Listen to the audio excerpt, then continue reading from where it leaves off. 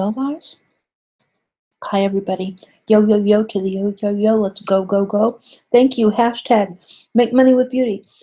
Hashtag love to have you here. Hashtag 10,000 lifetime viewers. We're going to get there. We're going to get there. And we are going to have Bitcoin, our trade. Now at 14,158, 59, 58, 59, $60. So congratulations. It's just such a massive, very hard fought, right? I'm not going to get too emotional about this, but I guess you guys know that if you hang with me long enough. Okay, so let's get this going for, hey, Jesus. All right, Pamela. First of all, let's introduce everyone to Pamela. Pamela Tech Talk Live is, she's come to my side of life. She is a full-blown foodie. Now, she did an unboxing over at Facebook.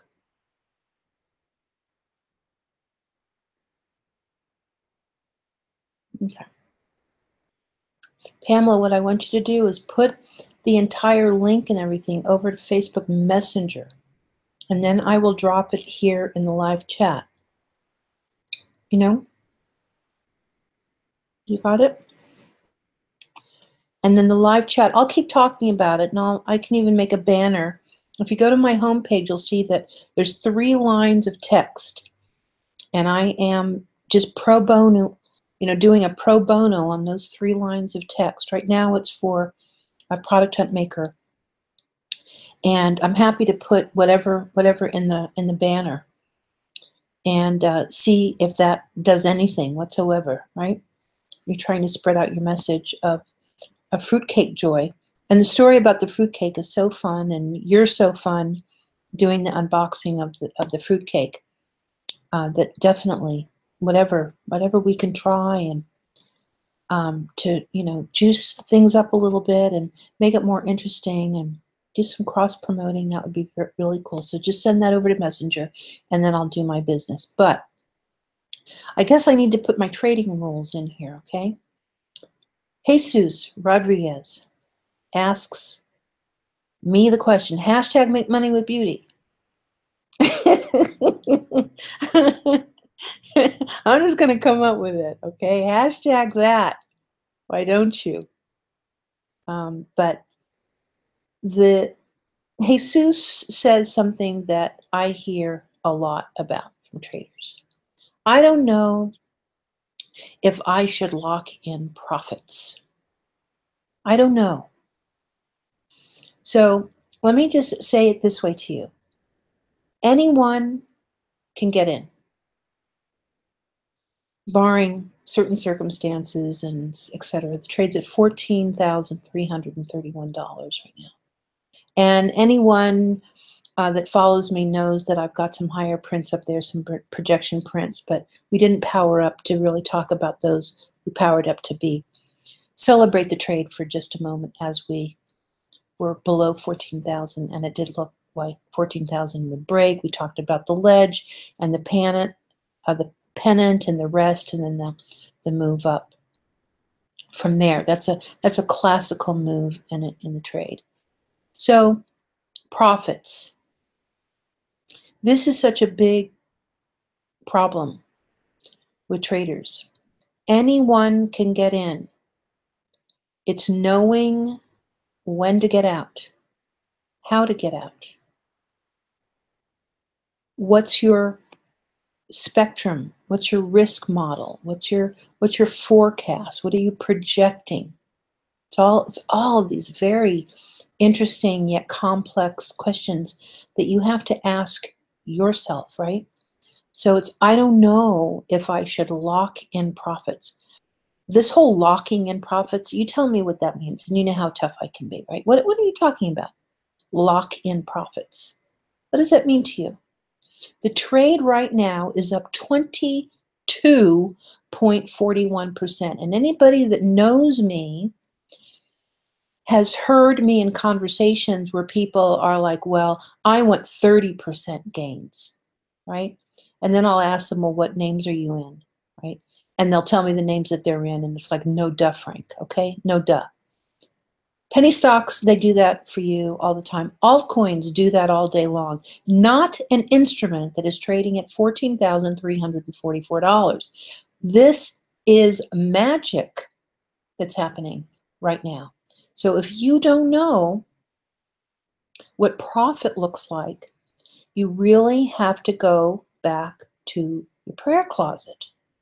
If you don't know what that looks like, if you have no clue, and you know I'm being hard because I can be hard because it's my broadcast, but I just want you to understand the trade right now on the session, okay, that's one day. We have an hour left to go, a couple hours left to go on the session, is $2,625.87 in profit on the session, on the day, per coin. Now, what part of that math do you not know? Why are you having a hard time? Why don't you know? I think you really have to, let's see if you can let me know why you don't know. So we'll wait, and then I'll grab Pam's message. Why don't you know? Jesus Rodriguez. And just let me know why you don't know. And this whole thing about locking in profits, I really don't know what you're talking about. Because guess what? What do you think you should do now? There's that big red candle. What do you think is happening right now?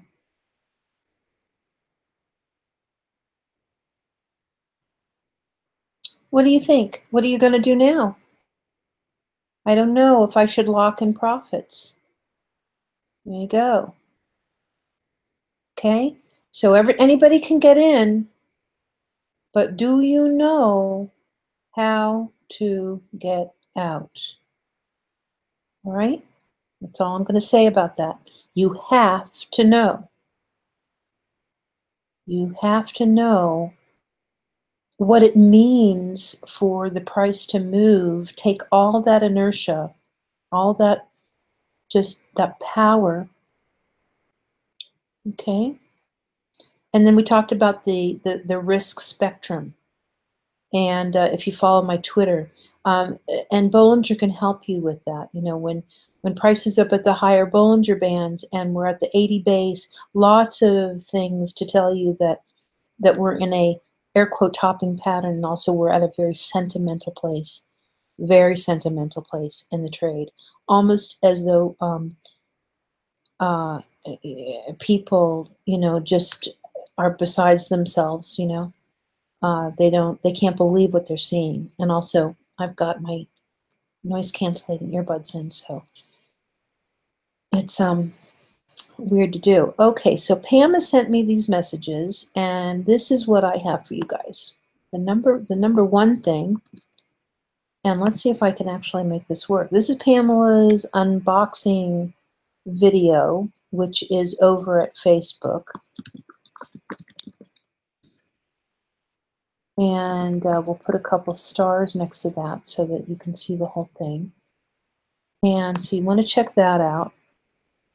And then the bit.ly link. Oh, you know, Pam, I need the bit.ly link, and I'm not too sure you can drop that in the messenger. Doesn't look like it. Doesn't look like I can strip away the bit.ly link, which you need. Do you know what I'm saying? So try the bit.ly link over at, where can you send it to me? Just truncate it here in the chat. Do that. Can you truncate? Hey, Ramsey, can you like separate it, like chop it up a little bit, the bit.ly link, and then I'll knit it back together here in the live chat. Does that seem to help? Okay. And then when price settles down a little bit here, then we'll talk about, you know, how you decided, you know, to go ahead and take the leap, the foodie leap. because I've seen you animated, but I've never seen you that animated. I had no idea that a cake could do that to somebody that I know so well. Okay, thank you so much, Ramsey. Thank you so much. Appreciate it. Okay, so what we'll do with Patricia's, and there's Chris. Thank you very much. Everybody follow the Coin Scoop hashtag. Hashtag Beauty Knows Best. Hashtag Make Money with Beauty, even though I really didn't say that. But hashtag. Oh man, everyone follow the Coin Scoop. If you just want to kind of lay back with a vibe that I just can't, I don't have that vibe. These guys have that vibe. And but they do like a late night alternative coin conversation. And actually, if you live in the Swedes of life, you get to watch them in the morning. You get to have your coffee and breakfast and, get on the train and what have you, and listen to them in the morning. See, I have to wait late at night before they really get going. And so definitely, it's the Coin Scoop. They're over at Twitter, and they're building out their, what can you say, their social presence, their social channels, and they're just a joy. I don't talk a lot about altcoins. I'm being fed altcoins all the time, but I also don't speak of them negatively like some rooms do. And I also like that they balance it out with that, Bitcoin is the Mac Daddy. And without Bitcoin, without all of us supporting the effort, being good custodians, being good traders of it, supporting the exchanges, we wouldn't have the altcoins like we do, because the altcoins are sort of kind of like, they're not quite the same, but they're sort of kind of like penny stocks would be. And there are places that now we have these websites. I want to tell you something about what can happen in our industry. CoinMarketCap was just a little scrappy website that scraped API. That's all they did, okay? CoinMarketCap. So I'm watching Bloomberg, right? The other day. Now, if you've ever seen in the early days when Bloomberg started to power up a Bitcoin chart, my good friend picked up the phone. He sits on a Bloomberg terminal and he says, listen, I'm sitting here with the trader and she wants to see a Bitcoin ticker on the terminal. And within hours, we had a Bitcoin ticker on the terminal. For me to see CoinMarketCap on Bloomberg, I'm like floored. I'm like, I am so proud of everyone that has just worked it, man. It's just so beautiful to see. And I'm so proud because, it's not easy. We're in an industry, in a sector of life, that we might as well just handcuff ourselves. It's bad. It's rough. It's bad. It's shameful, And so I was just so proud of that. That's CoinMarketCap. So I'll put that link in there. But let me get you Pamela's pretty link. I don't have a Bitly. I used a, well, you know what I mean. You know what I mean. Give me the pretty link. But what I can do is I can send everyone over to Pamela's aromatherapy webpage, which is this one here. And I guess there you will be introduced to a fruitcake of fruitcakes. Apparently this fruitcake, the pecans and the nuts and the giblets of fruits and all of that sort of thing are soaked in rum for a year. So get a life and hit up her website and check out Collins. I believe it's called Collin Street Bakery. They've been around since the 20s. And they've been making these fruitcakes. And I know you're laughing, but I can tell you that you put a fruitcake out. And I should know this because we wrote a cookbook. We know something about these things. And you put out a good fruitcake and you cut it Okay, you cut it up, and you don't cut too big of pieces, and you open up that fruitcake so that they can see inside. That fruitcake will be gone. We're talking about double G on it, double G on it. Just like that. There you go. So I'm going to let Pamela just go ahead and what's called like just flood the chat with all the cool stuff about these silly fruitcakes. As I understand it, she is an affiliate for the fruitcake company. So in full disclosure, she would be getting some sort of residual kind of income from it. But I guess they've been having this kind of arrangement with people all over the world forever. So I really encourage that. I think it's wonderful. And she is a delight when it comes to unboxing. And like I told you, I've known Pamela this will be our third Christmas together, if I'm not mistaken. And I've never seen her this excited. And she's a very happy lady, by the way, but I've never seen her that excited except for today when she did that unboxing on the double G on it, fruitcake from Collins Street. I love it. Fruits from Costa Rica and pecans from Texas. There's been, oh, I'm sorry. I thought it was 19 something. I stand corrected. The Collins Street Bakery has been around since 1896. So do yourself a favor, I know fruitcake is kind of like the, buying your dad a tie on Father's Day, but it does look yummy. And it's just a matter, we're just having a little bit of fun here too, Chris. She just did the unboxing over at Facebook.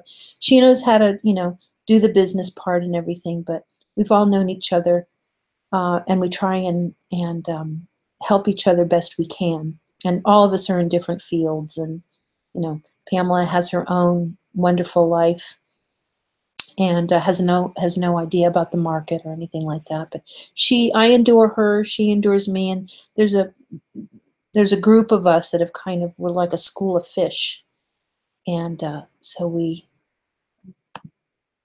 just keep working the social channels of the internet. All right, so let's move the chart around a little teeny bit, and let's see here. All right, so now that I'm not on mute, I'll go ahead and I will get rid of that and tell you a little bit about this tick-by-tick chart. So we had the squeeze right here. This is a very typical, although it was a directional squeeze, and the resolution was to the upside.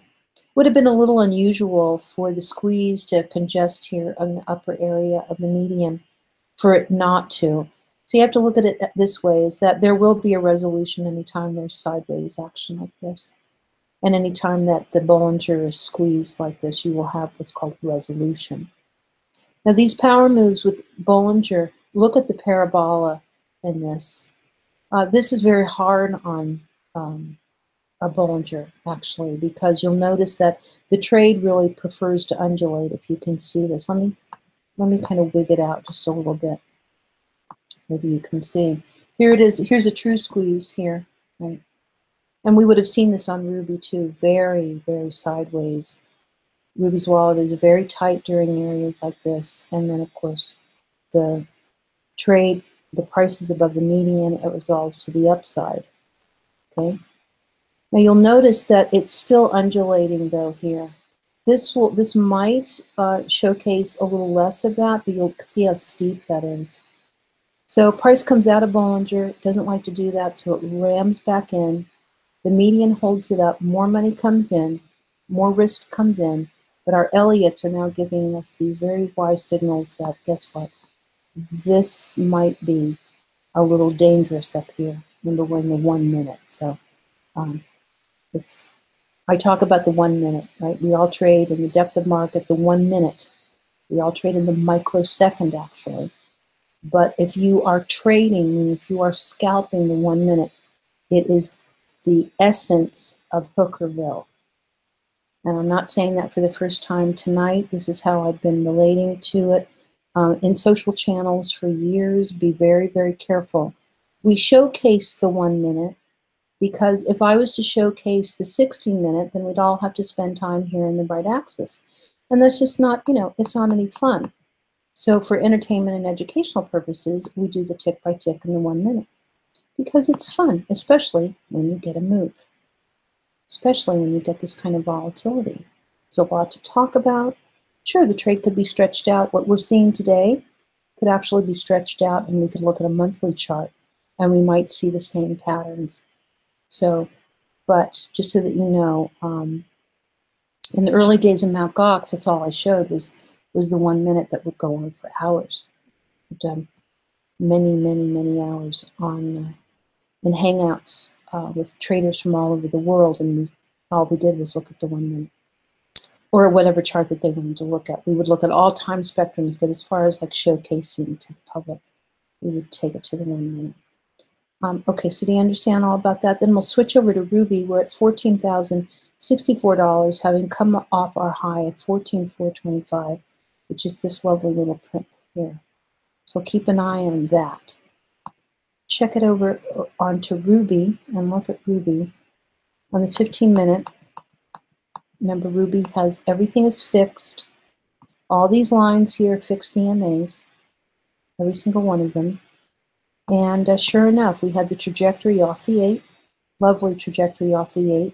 And really, Ruby acts as a guide, this beautiful guide to just, you know, you're in already, because what I can show you is that Ruby has not crossed short. I'm going to take you to a 2-hour bar. We have not crossed short. This is the difference between me and everybody else. Here we go, right here. That is the Ruby cross. Right here. That is the 841 cross, the cross that has been back tested. And we are GitHubbed, and I love her, and this is my work. What else can I tell you about Ruby? So much. We hope one day to have her messenger botted, like notified, so that you would know what the condition of the trade is. So for example, you know, when you might consider to take profit, what's happening when the price gets slammed onto the 96 to hold steady. 96 here once again, and of course after the squeeze, acts the same way, pretty much. And then of course we have the move to the upside. If you want to see, and I do have another swing in here, there's another Fibonacci right in here that I need to build, but the price projection that we're looking at right now, and you can see my projections all along, 13,269 was hit. Next projection on Ruby is 16,159. You can see that. But on the Cardwell Beta on this chart here, I did another swing Fibonacci, and I gave that number actually to Richard Hart, and Richard says that, oh, pardon me, I'm sorry to go back and forth. Richard says that I guess there's he looked at my number and he goes, wait a minute here, I've heard that number somewhere else. And I go, how could you hear that number? What do you mean? Of course, right? Because these are all numbers. We don't make the numbers. So a lot of people that are good at this, we share the same thesis. Where the challenge comes in is how we get there, and how we're reading the chart, and how price is registering off of all of these different indicators, and each of us share. In some cases, my work is proprietary, but some people are just looking at just general numbers, default numbers, and that's what created the whole Chart Chat Connect concept, was that we could just get together and talk about the charts as they are, as we see them, with no guru whatsoever. So that was the beginning with IDEO, if you don't know. And one reason, Chris, if you're still in the chat, one reason that I had mentioned about look at the partners of Algory, that Algory, one of their partners is TradingView. And I'm not going to go into the whole story of me and TradingView, but I was supposed to be their social media person, their contact. And when they went to Chicago Techstars, they were part of that college, the 2013 college. I represented TradingView, and the ideas that IDEO wanted from me, and there were other traders that were there too. One was there to do the policing of the people. One person was there because they were a Fibonacci expert. Another person was there because they were a graphic artist, and we're getting a pullback now. Pardon me, guys. So look at the mouth of that Bollinger. 13.7, 13.8. So we have lost 14,000.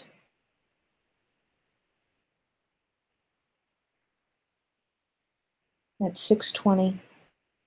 Looks like we're holding on to the double bottom, so we need to do some markings in the chart right now. Talked about the 243, which is down here on the 1 minute. That's that blue line. That's always a threat. Doesn't matter what chart you're looking at. From my perspective, the 243 is always a threat. Anyway, getting back to IDEO. So I presented my idea of what I really thought was the future of enthusiasts, traders, and that chat, the ephemeral chat, the written chat, the text chat was dying. And it doesn't mean that we don't talk to each other that way. I didn't mean it that way at all. It's that it was losing its ability to speak the essence. We were losing essence. In fact, it seemed to me that people were using chat, and I didn't know a whole lot about chat, but my observations about the way that chat rooms were being used in forums and trading forums was dismissive and cruel and very kind of very edgy and pushy. And I really thought traders aren't like that anymore. There's going to be a new breed of trader, and that's going to be coming through the cryptocurrency families, and they're going to require more. The troll in, troll out, I really fought against, and I said, I really think that we need to bring voice to the charts. Voice to the charts. So my early charts just had a little icon, and first there was a little microphone, and then there was a little camera icon. And then within a few weeks, I came up with Chart Chat Connect. And from there, all of the Bitcoin forums and the voice to, the chart to voice forums that you hear now started with this idea. And that it should always be guru free. And we should be as kind. We have to be direct with one another, and it's familial. So, of course, we're going to always argue, but we're not going to be cruel to one another in ways that are you can't fix it. It can't be fixed. So I thought, well, the guru free works, where not one person rules the roost. And I was very adamant about the no moderator. Something that I really respect about you guys. You have not bent to the moderator. And I understand everybody says you need a moderator, but in a way you don't. If you fight and you're firm with your decent standards, then you'll be able to see above and beyond what the potential is of what you do and what you're sharing on the internet. So anyway, I could talk about it more and more. I'm very happy to be back at home on YouTube, because I've supported so many other outreaches, and it's always ended up where there'll be some nasty piece of business that just ticks me off, and then I really have to leave just for my own, for my own sanity, and I do. And I try to leave swiftly, and I cry about it, and I miss everybody like cake, and because it's just fun to be, it's very, very fun to be part of a consortium, or, a tribe, as they say. So anyway, the price has fallen off.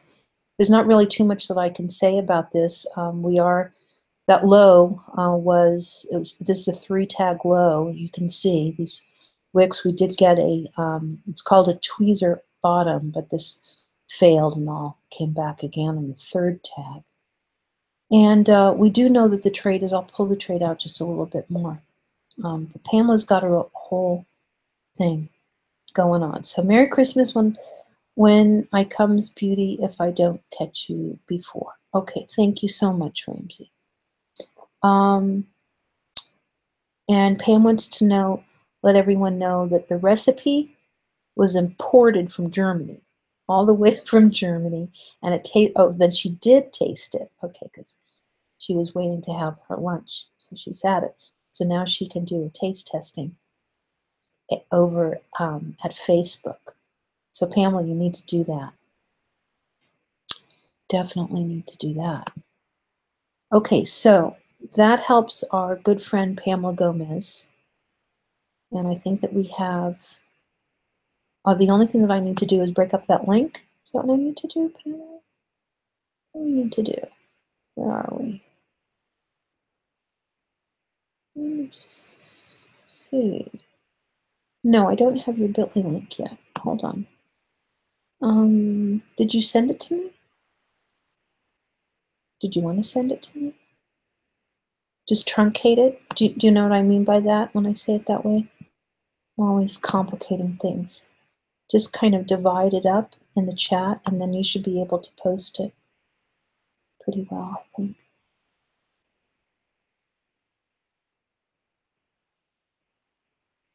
Okay, where did my... Oh, no, I did it again. Let me put myself on no screen share for just a moment because I've lost the YouTube. Hold on just a moment. Be right back. You guys can still hear me, but I'm just going to take it off of... Darn it, why do I do that? It's crazy. Okay, there's... Actually, I think what I'll do is let me get rid of them. So I really need them. And then there's the messenger. Oh, here it is. I still have it. Guru equals fireworks. What was that? Guru fireworks. Yeah. I think I do have a lot to say about that. We don't need guru. Put anything in the chat. Is there anyone here that thinks that they need a guru? Put the word hashtag me love fruitcake in the chat.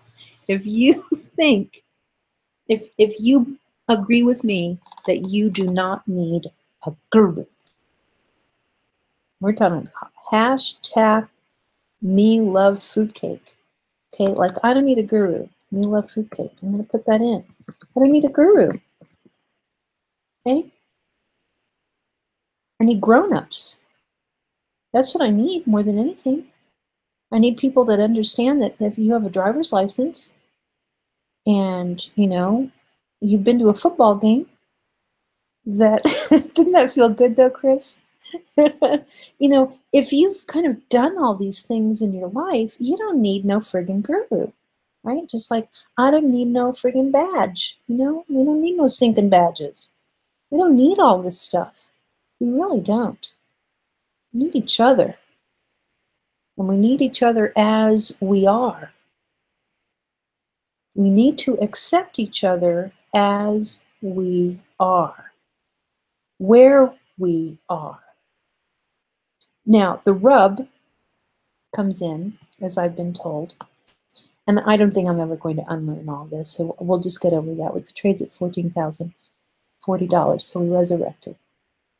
The rub for someone like me is that I am here not for friendship. I'm not on the internet for friendship. That's a real tough one. People hear that and go, oh my God, here's the bitch, right? Not here for friendship. And the internet is not my baby daddy. Those are two really important things for me. But if there was something important to you and you share that with me, I have to accept you for where you're at. If you come to the internet for friendship, I am not going to come back at you and tell you, well, good luck with that, because I've seen it happen, you know? And if I choose not to call it friendship, it's only because I understand that it can't have the full spectrum of friendship, even if we were to meet each other. And I hear a lot of people that think that once you meet someone, because this is the old blind date thing, once you meet someone, everyone is going to feel the same.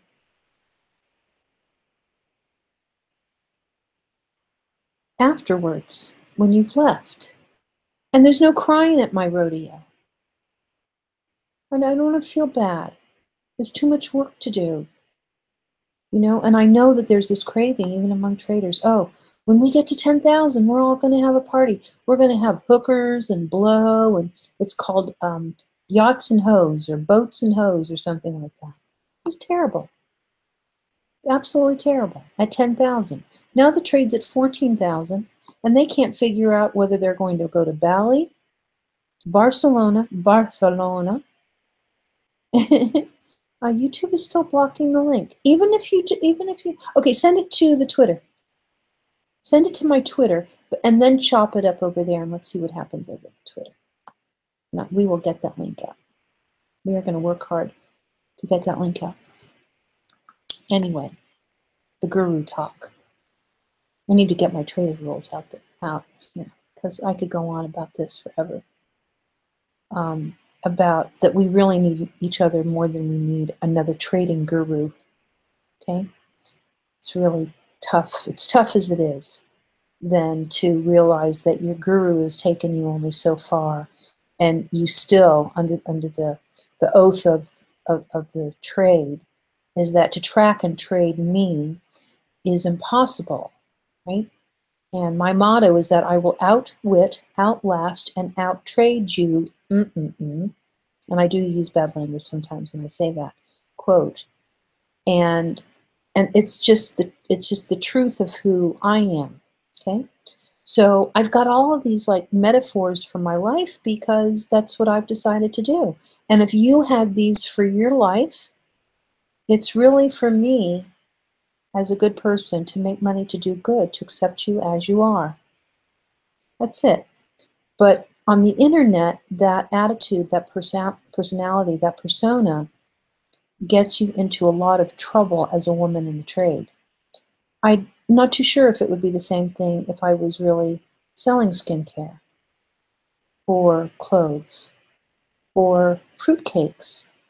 And I tell you, go over to Pam's video and you will see someone that is so happy and confident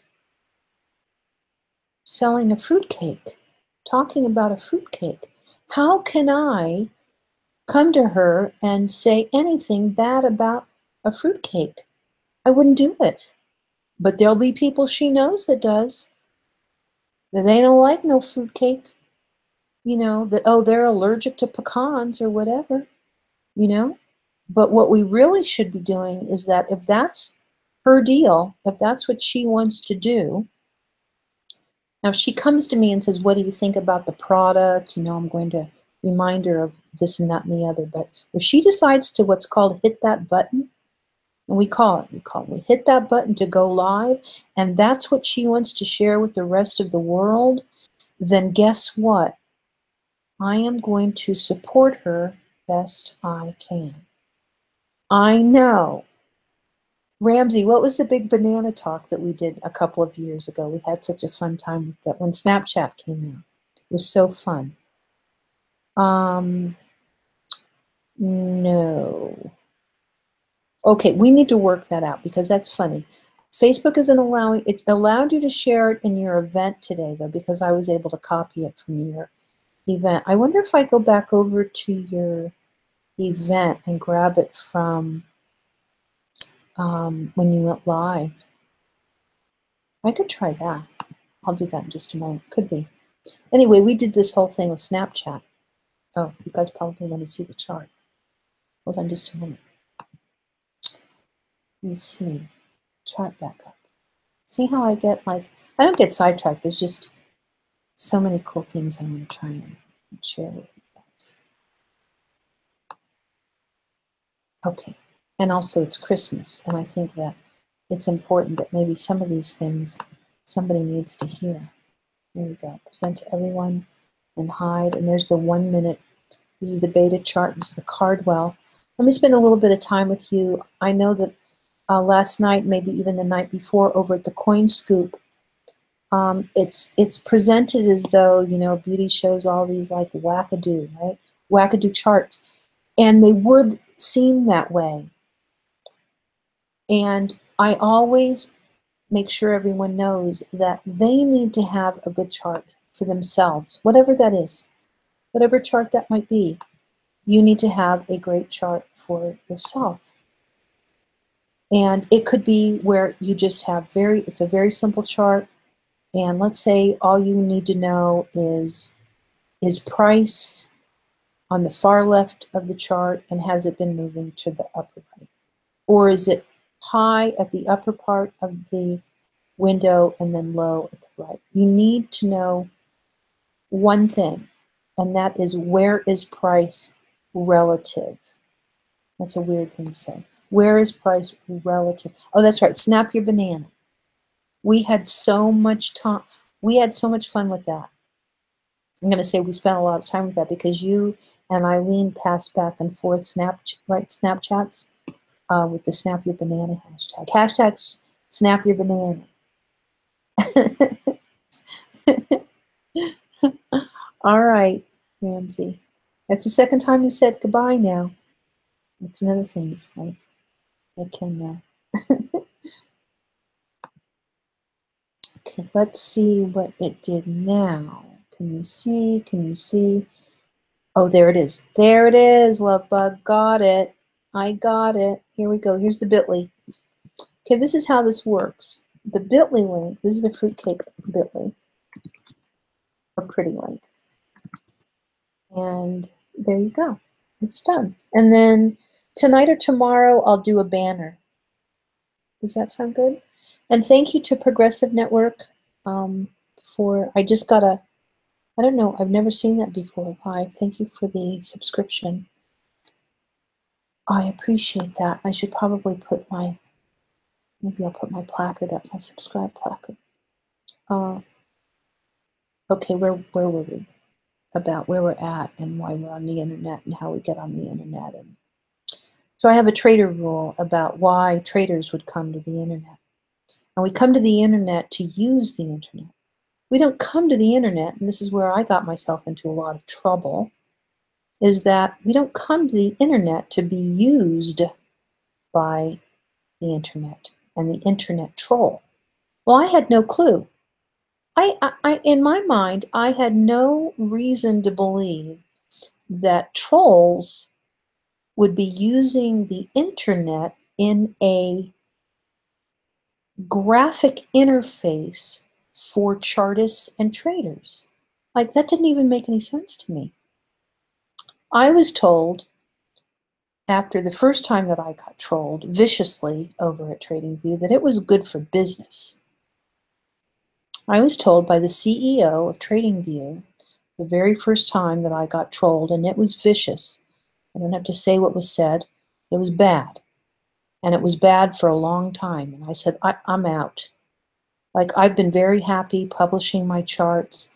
I do very well with my published work. I enjoy it. And, you know, and I don't need to be made part of this monkey business. And as it would turn out, you know, they needed the vegan drama.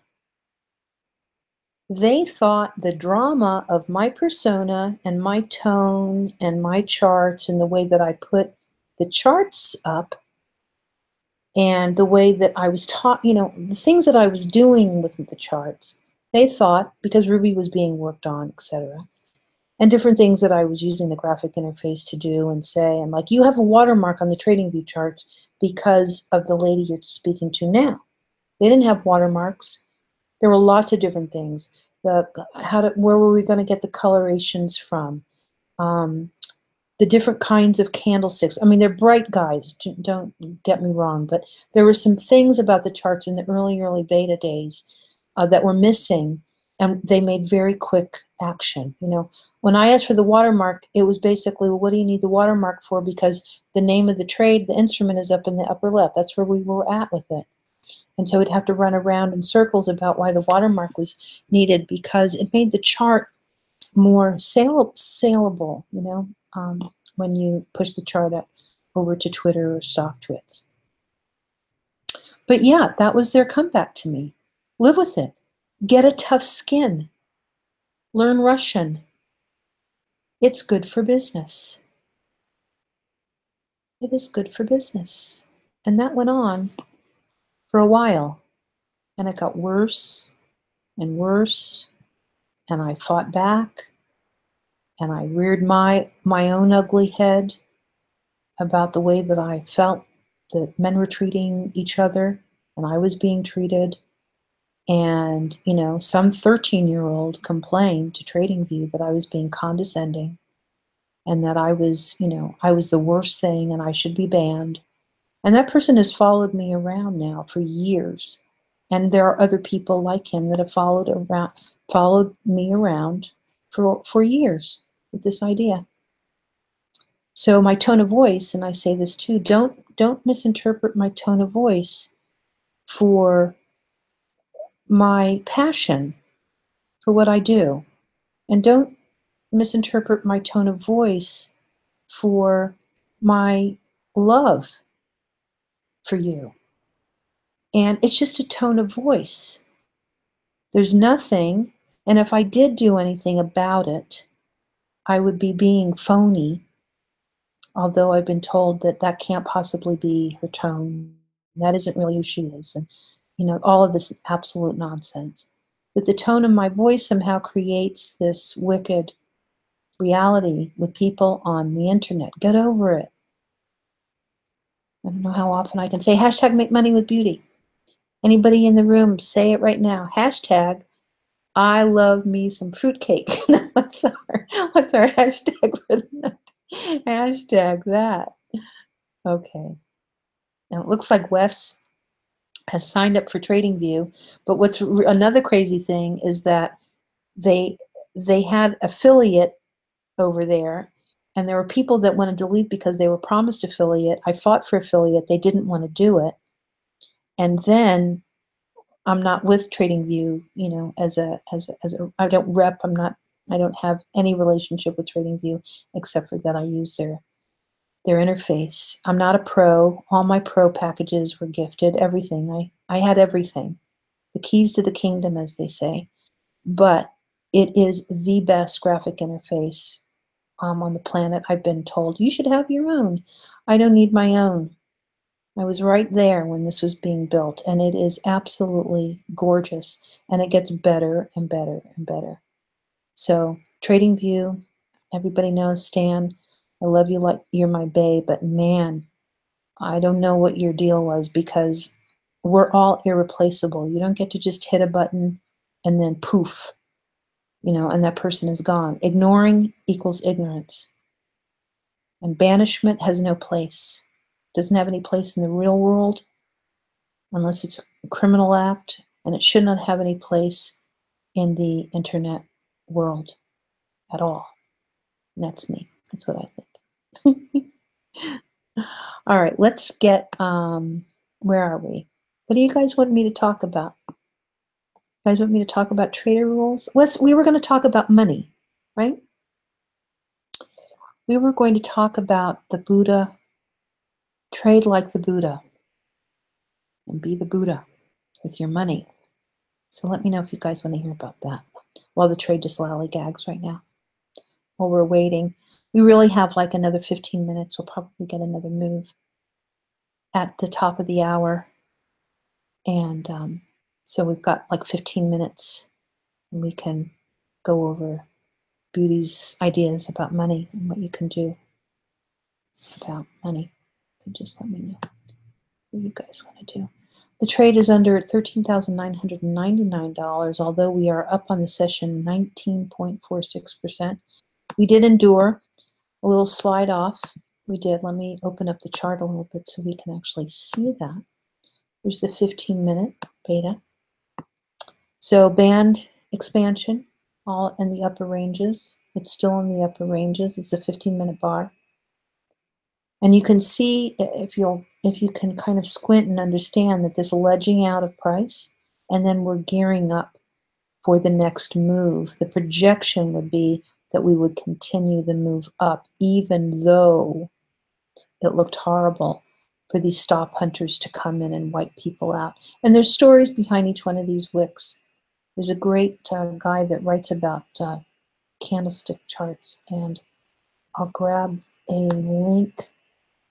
It's not an Amazon link or anything like that, but I'll just grab it.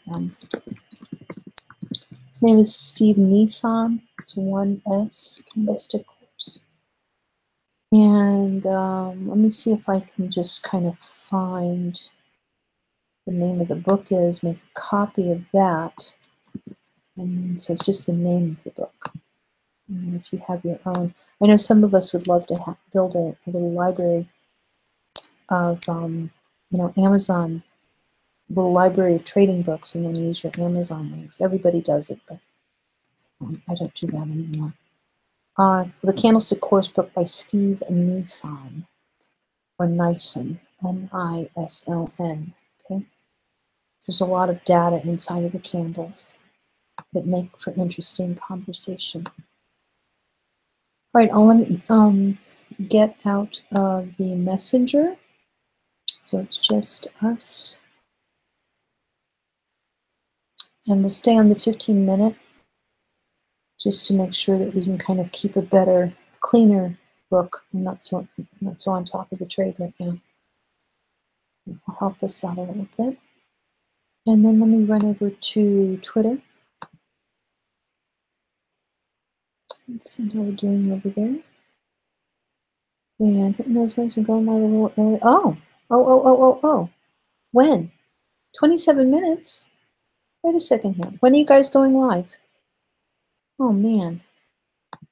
Chris, when are you guys going live? At the top of the hour? Because I'll close it down. I'll literally like slip it over to you guys like a broadcaster. And coming up next is the coin scoop. So let me know. You guys, here is their, you say that they're going to go a little earlier tonight. Let me get over to their Twitter. Coin scoop. Well, hitting those mics and going live a little earlier. First, you'll always do your research. I started to stream 19 hours ago. Okay, so I'm thinking that maybe they're going to be going live at the top of the hour. I don't know. I have to run over to there. Oh, at 10. Okay, so I have plenty of time. Gosh, you get me so nervous, dude. There's Coin Scoops. Okay, guys, Coin Scoop is going live at 10. I'll pass that on over to Richard, too. You're thinking of 10. Okay, you got it. All right, well, maybe I'll just, I know. I think I got the East Coast thing. I think I got that. Did you want to kind of talk about the approach with the social channels? Because you guys have got, I know that you're trying to kind of get a full spectrum. Are you using anyone else's full spectrum? Because you know who's like everywhere that's got a pretty interesting one. There's a couple people that do it pretty well. Let me grab. There's one fellow that does it pretty well. His spectrum, Crypto with a 0 at the end. I think his spectrum is pretty interesting. Then the other ones that I've seen, so that's Crypto. Go down to his, look for his YouTube videos. You'll know who it is. And go into his description and you'll see, man, it is deep. But he's covered everybody, and he's covered them in the right kind of import, you know? And definitely check and see all the things that he's done. And then the other one is the Bitcoin Meister. He also, his outreach is more, he calls himself, Bitcoin Meister? What is his name? Yeah, here it is, the Bitcoin Monster. It's the Baltimore Hour. Is his vanity. So down below his user, and also he's got a vanity. Yeah, good. I know it's a lot. Yes, that's right. There you go. His vanity account is called the Baltimore Hour, if anyone's listening. These are all people, by the way, if I'm sharing anything in the live chat, these are people that are inside of YouTube that talk and often and they upload, they go live. They're part of the ecosystem of Bitcoin. Some of us don't even know each other, but a lot of us, of course, we support each other in different ways by, being visitors or contributing in the chat somehow and what have you. And some of the channels have grown massively. The Bitcoin Meister, for example, he now has 1,242,000 views. Remember, I'm on my way to 10,000 views. He's been a YouTuber since September the 9th, 2009, and he has every right to go ahead and put his donation address, which he does do, for Bitcoin, Ethereum, Monero, Ethereum Dash.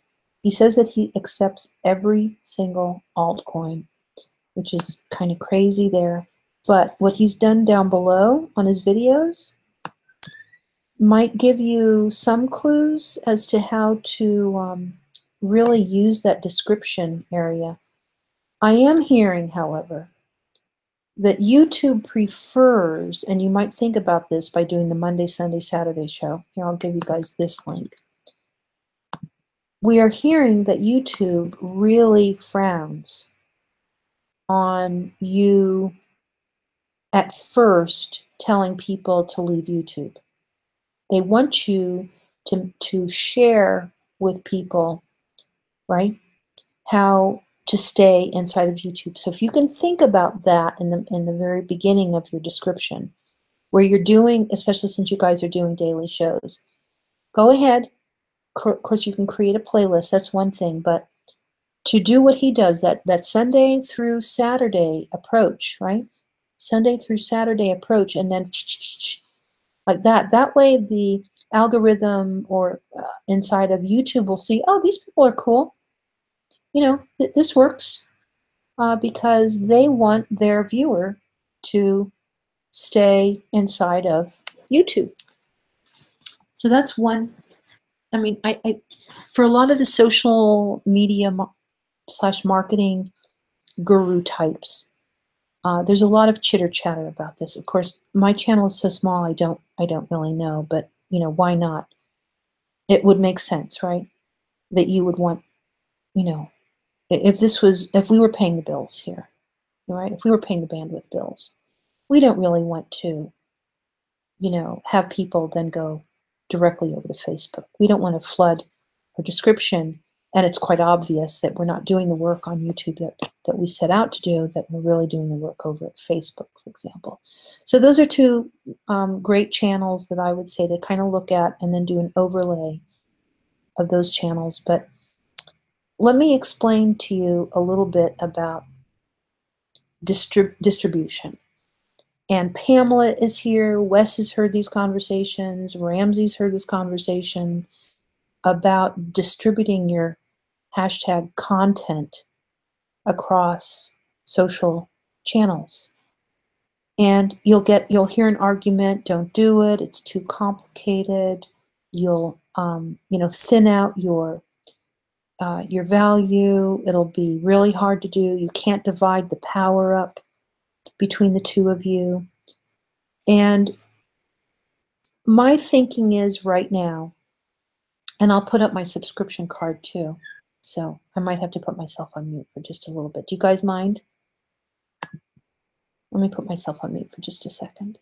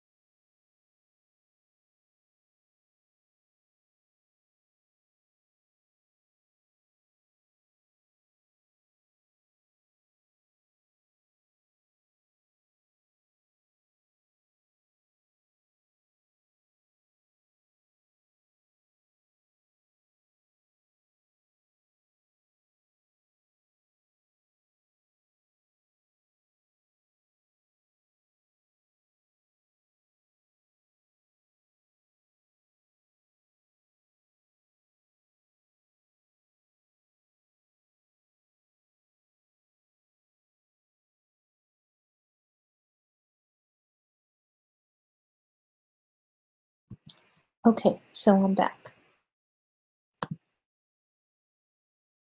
In sitting in on these discussions, these social media marketing discussions, each person feels differently. But something that I've heard said often is that whatever you do, you don't have to do it like you're a Pulitzer Prize winner, you're a Grammy Award winner, you're an Oscar winner, that you're the best at it, because you're not selling those programs anyway. You just have to spend time in areas of the internet that you really enjoy, where you really look back, not just at what you're doing there, but that you're able to kind of, really, sit back and look at the whole thing and go, wow, I love spending time there. I love bot stuff. I love seeing the rapidness of content coming through, like, a Telegram. Or, wow, Discord is so cool because we can mic up if we want to. And it's just beautiful to spend time over there. It feels right in accordance to that which that you can, invest your time in. But don't look at it as though like it's a life sentence or something. Just do it seasonally. That's why coming up for the new year, you would take a look at January, February, and March. And maybe those 3 months you're just going hog wild. You want to be everywhere doing everything and all of that. And at the end of 3 months, really evaluate, where do you feel like you enjoyed yourself the best? And where have people consumed, as I say, your content, where you are being fed and fueled and nourished by those relationships? And I think the right term is that the asynchronous, like right now it's asynchronous. I don't really have a call to action. It's just asynchronous. We're just having a conversation, but it's a one-way conversation because the chat, it can feel like it's your partner, like the Coin Scoop, right? You guys make us feel as though we are co-hosts with you, and that's your thing. And you've done a beautiful job of it. For me, the chat has always been kind of a little bit dangerous and dicey for me, because I'll get a lot of "what do you mean?" or I'll get questions asked that are just, they're atypical, and I know that if I start trying to answer it, that it's a rabbit hole I'll never be able to get myself out of. So my chat has a little bit different flavor than yours would be. And there are YouTubers that turn off their chat, and it is truly asynchronous. They come on, they deliver what they have to deliver, and then they, hang up and they move on. Or they have a Skype or Zoom or some other way of communicating with their audience or their um, co-host. Oh, you did not. What do you mean you're not camera ready? Okay, okay. We're going to talk about this, okay? Because I could send her the Hangout link. I'm going to do that right now because you don't have to be camera ready for us to hear your giggle. So I'm going to do that right now. You guys ready? We are going to get the most beautiful voice that's out there on the internet. I'm going to send her my Hangout link. And I know she's going to refuse. She better not refuse. If you refuse, that would be really crummy. Just letting you know. I won't like you. That's a big thing I'm telling people more. You better, be nice, or I'm not gonna like you anymore. Okay, there's the Hangout link sent over to our Twitter, by the way. What do you mean no, no, no? What do you mean no, no, no? Come on now. You don't have to be on camera. You don't have to be on camera, though. You could just be talking about the cake, and I just love up on it. Okay, so let's keep going. So the whole kind of camera ready thing, right? Do you see that? So when you have, and we run into real issues with this. So we could actually have done all of this over at Discord, right? And if you have the Discord and you've got enough, if all of us were over Discord and we got it, we understood, oh, Beauty's going to be live over at Discord, then it wouldn't be a big deal, right? Because we're just all on voice. There's not this kind of weirdness about, no, I'm going to hang out, I'm supposed to be on camera, and I know Beauty's not on camera, but that isn't what I do, and then you get all kind of looped and roped in, right? So this is a very good example. You don't pressure, and because she knows how to get in, and she'll come in if she wants to come in, and then you just have to let it go. And I know that as broadcasters, we have this odd kind of tug and pull. Like I could ask Wes to come in. Wes, do you want me to send you the link? I'm going to send Wes the link, and you'll just see what happens. There we go. I'm going to give this a try. Wes is going to come in, but Wes, I need for you to come in and talk about fruitcakes. Okay, that's all we're doing is talking about fruitcakes. We're not talking about anything else. Okay? See, I have to tell Wes. There she is. There she is. How cool is that? Okay, let me make sure that you're not on. Are you on mute? Beauty. Yeah, what? I'm going to send Wes the link, and you'll just see what happens. Hi, Beauty. Oh, okay. So put that other tab down so that we don't get an echo. And we are on screen share only. Oh, this is really cool. So let's make sure that everyone can hear first of all. Can everyone hear Pam? Hi, everyone. Let's just make sure that they can. Can everyone hear Pam? Just talk a lot. Hi, everyone. Man, this cake is really delicious. I'm not kidding. Okay, we'll get the little romance card out. And first of all, let's make sure that we can hear you, because what I don't see is your... Wait, good. Chris can hear. Chris can hear you. Okay, excellent. Okay, so everybody... just turn off the background noise here. But okay, this cake, guys, no kidding. Okay, get the romance card and start from the top. The romance card? You mean the card that's in the box? Yeah. Man, oh, wow. Beauty, this cake has so much rum.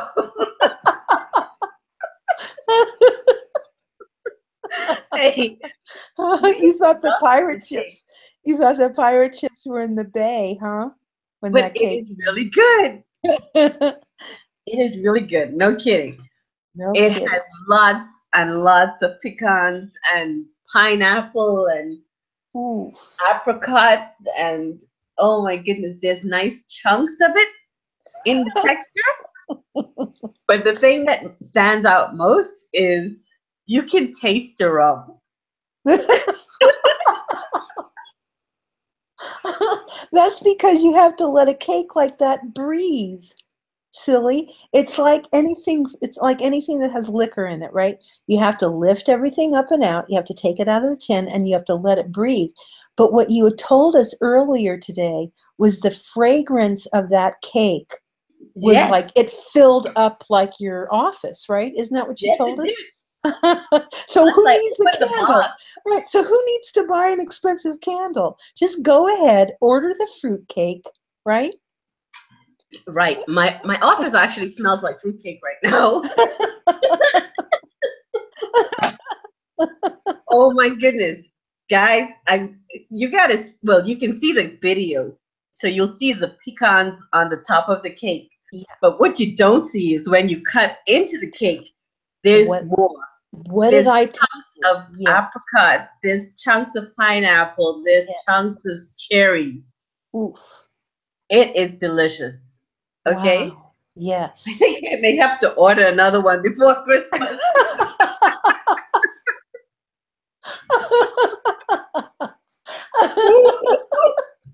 So you know how I get going on all of this, right? Now I have to dig into the recipe. Now I have to figure out, okay, where's, I follow the money, right? Where is the money with this? So let's start from the top down. How did you find out about the cake, and what was the kind of turning point where you said, you know what, I'm going to be an affiliate? Well, I met Greg Hoffman, Mm. and he is an affiliate, but he didn't know about these persons just yet. Someone approached him on a live stream that we were on, and they asked him if he would promote the cake. Yeah. So he said, well, it's a group of us here, why don't we sample the cake and then we'll decide if we'll do it. Oh, I see. Okay, understood. So Greg said, I will send each of you a sample, a whole cake as your Christmas gift. Yeah. Well, we thought the cakes would arrive like closer to Christmas, but each of us got the cake within days of each other. I got mine today. Someone got theirs on Monday. The other person got theirs on the weekend. And each person did an unboxing, and everyone said the same thing.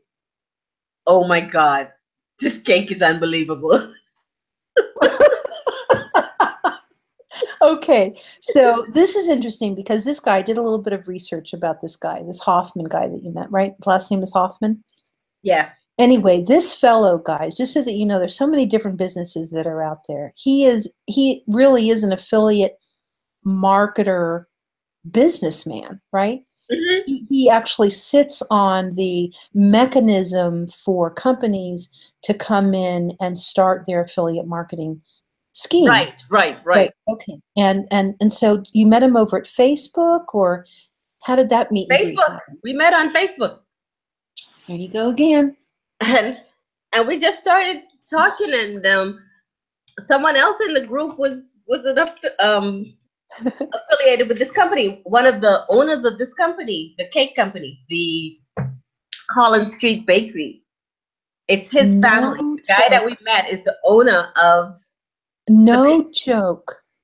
So he was looking at that time to find a company to promote his cake, to promote their business that's been around for years, but they wanted to do some extra business, and they met Greg, and Greg sent us all gifts, and I'm like, wow. Well, it looks as though they've landed themselves a great affiliate partner. From what I can tell, right? This guy is pretty smart and handles a lot of accounts.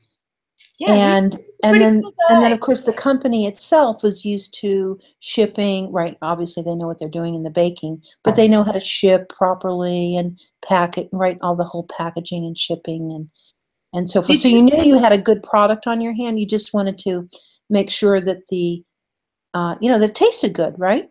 Oh yes, the presentation is excellent. And I'm told that in the tins and in the what they call that cellophane wrap, it's airtight. It's a CeeLo, right? 90 days. That's right. It's a food grade CeeLo wrap, right? Yep. It's sealed. It tastes fresh. The fruits are not baked to the point that they're bitter and hard and You taste like you're almost biting into a fresh pecan or a fresh apricot. Candied fruit, right.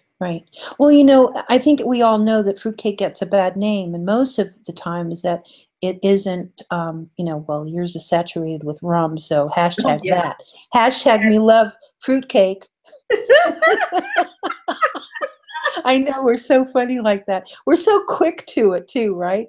Yeah, those hashtags. Love fruitcake. Okay, let's get over it because it's just a good food, right? It's chock full. I don't know what's all in it, but I'm certain that from what we can tell from the romance card, everything is of the highest quality. And then you have molasses, and you've got a lot of actually, instead of like having an energy bar, you can actually have a piece of fruitcake. I don't need a nightcap after this. You don't need a nightcap. It's a good thing I didn't have this right after lunch. Well, I know you can see the look. Well, see, I thought that maybe when you opened up the tin, that's what got you, that you kind of took a whiff of the fruitcake that way, and then that's what kind of sent you over the edge. Because I've never seen you so happy. And we've done a lot. I was just so happy to get the package and to see the presentation. The presentation, it blew me away because the box is also decorative. It's a decorative Oh, box that's and it's nice. sealed, and Yeah. it's the company's logo and the company. How can I describe this? You know, the old 18th century type villages with the cart. Right, right, Um, right, right. The so stand is very the whole out exterior of the box is designed like that. It has that. like the Victorian age kind of. Yes. Mhm. So Okay, let's it's welcome. beautiful. I have to address my chat for just a moment because now I have the host of the Coin Scoop inside of the chat. Now, these guys, right?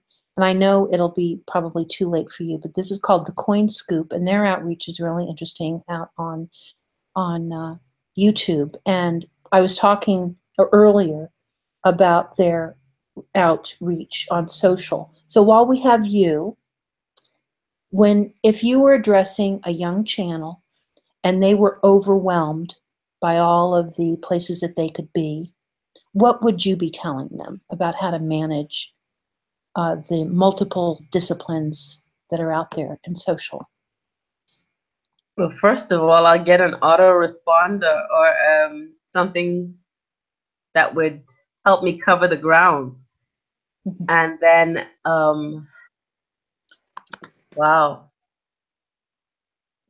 decide which is more important, which area, whether it's YouTube, Facebook, you know, but automate my posts because you can't be everywhere at one time. Yes. So let's talk about the conversation around automation, and we'll use an example is that there's a big Hershey's ad right now on YouTube, and it's the Hershey's ad that when the Earth becomes molten lava, it means that you've reached the apex of eating a Hershey bar. It's a really bizarre ad, okay? But of course, we have the Balinese volcano, right? Where people are being evacuated, right? So here we have automation through these very expensive ads, and they conflict with the real time, real harm done in real life. So when you're addressing automation, how do you do it? Like you look at it monthly, or do you look at it weekly? Like how do you stay current with the conflict of not insulting others that are going through like a natural disaster, for example?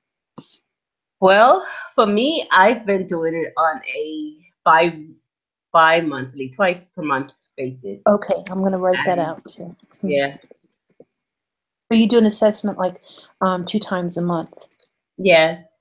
and you just kind of do like a granular view of where it is in life. So in December, for example, did you take a look at your December calendar and figure out how in the world are we going to hashtag this love me some fruitcake? Actually, no. Um, I was looking at this other question up here. No, what I do when I decided that I would add that fruitcake to my listing, Mhm. um, one Sunday I just sat down and I just planned out, okay, how often am I gonna do this? And I just scheduled. I normally take a Sunday afternoon and do a lot of scheduling I understand. Okay, got it. out. I'm going to write this in the chat too for the guys. Now, so that they understand why you have some experience with this, why don't you share just a little bit about who you are and what you do and why do I love you so much? Well, Cindy and I met about 2 years ago Yeah, yeah, on Blab, yeah. and it was I can't say friendship at first sight because I never saw who she was, but we connected online and just through the chat and talking, I went into what it was, the green room We that had, she right, had I on had Blab, created the green room, yep, for everybody right? that, yep, Everybody met in the green room they did. and we just started a chat session on various topics, and we found it to be interesting, and we made it a regular meetup every other night or so. Yeah. And some of the sessions were so good. I remember one of them running for 24 hours almost. Yes. And we always picked different topics to talk about. One was automation, one was YouTube. We did YouTube, setting up YouTube channels Sundays, where we would all come together and just set up our channels, get them SEO ready, and we did banners and logos and the works. Yeah. So yeah, that was fun times when we just came together in the green room and we just shared. And everybody had different skill set.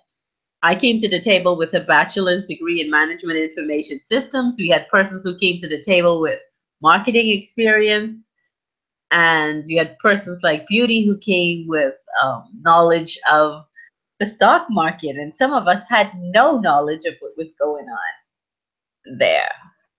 So the group just meshed and we became friends, and we're all still friends online. I know. Instead of being called the deplorables, we're the reliables. Oh gosh. But it really is, because we started to rely on each other. And just so that you guys know, anybody that wants to kind of see me or see my DNA, you can go back into my YouTube channels.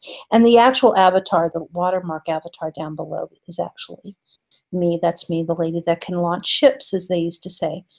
And but it was that I had fought very hard to come onto the internet and only be speaking of the charts. And Pamela knows this, that it was really to focus on the charts and not focus on necessarily who I was or the persona behind it and all of that. And the story of how I even got involved with the market is a difficult one for me to share. And so it was really cool that we all met on a platform called Blab. And we could really do whatever we wanted to over at Blab. So I think that being given that kind of freedom, like we were, allowed us to kind of stretch our imagination. So all of us did different things. I don't know if you remember when Alfredo decided to go where he did the NASA. He did the space station. Yes. I do. Because what we were trying to do was, air quote, game the system so that we could find ourselves up in the carousel, right? We wanted to be pushed up to the carousel so that we would be noticed by people that were coming into the system. So Alfredo, of all people, would figure out a way to game the system with getting more viewers by having this, because we could play music. They let us do whatever we wanted to do. So he put up the YouTube NASA space station with the music, which you can't do over at YouTube without getting into trouble. And oh my gosh, it was so great to see people's reactions, right? You'd go in there and the chat would be like, is anybody here? Bueller? And poor Alfredo would get the ping that someone had come into the chat. And it would wake him up in the middle of the night. Something in the chat that Yes. how do you say that? AO? Aho? I don't know. I'll have to get your schedule running inside. Well, tell us about it, Wes. You've got the Hangout link.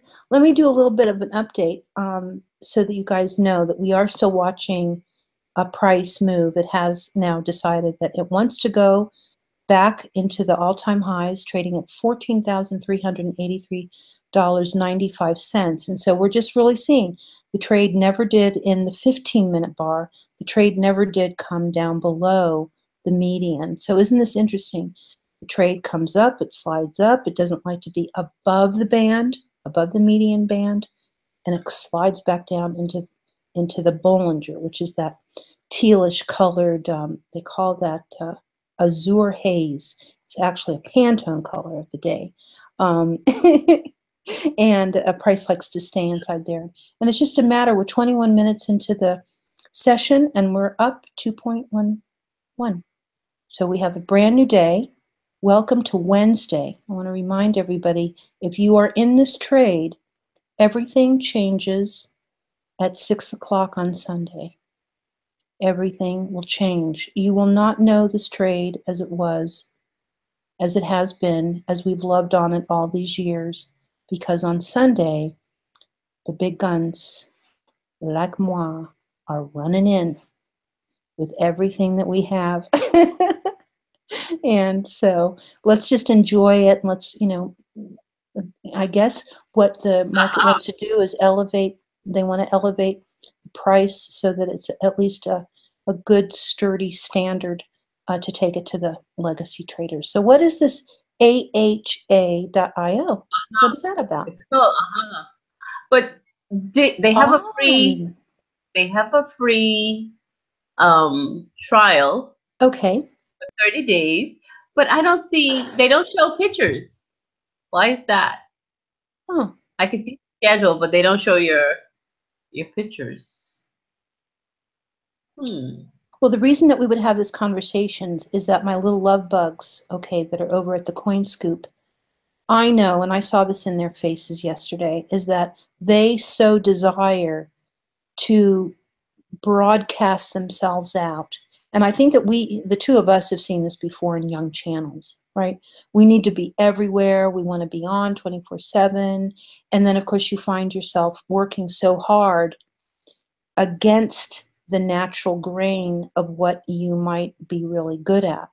So that's why I'm saying and suggesting is that January, February, March of 2018 is that, try and do everything. Hey, really?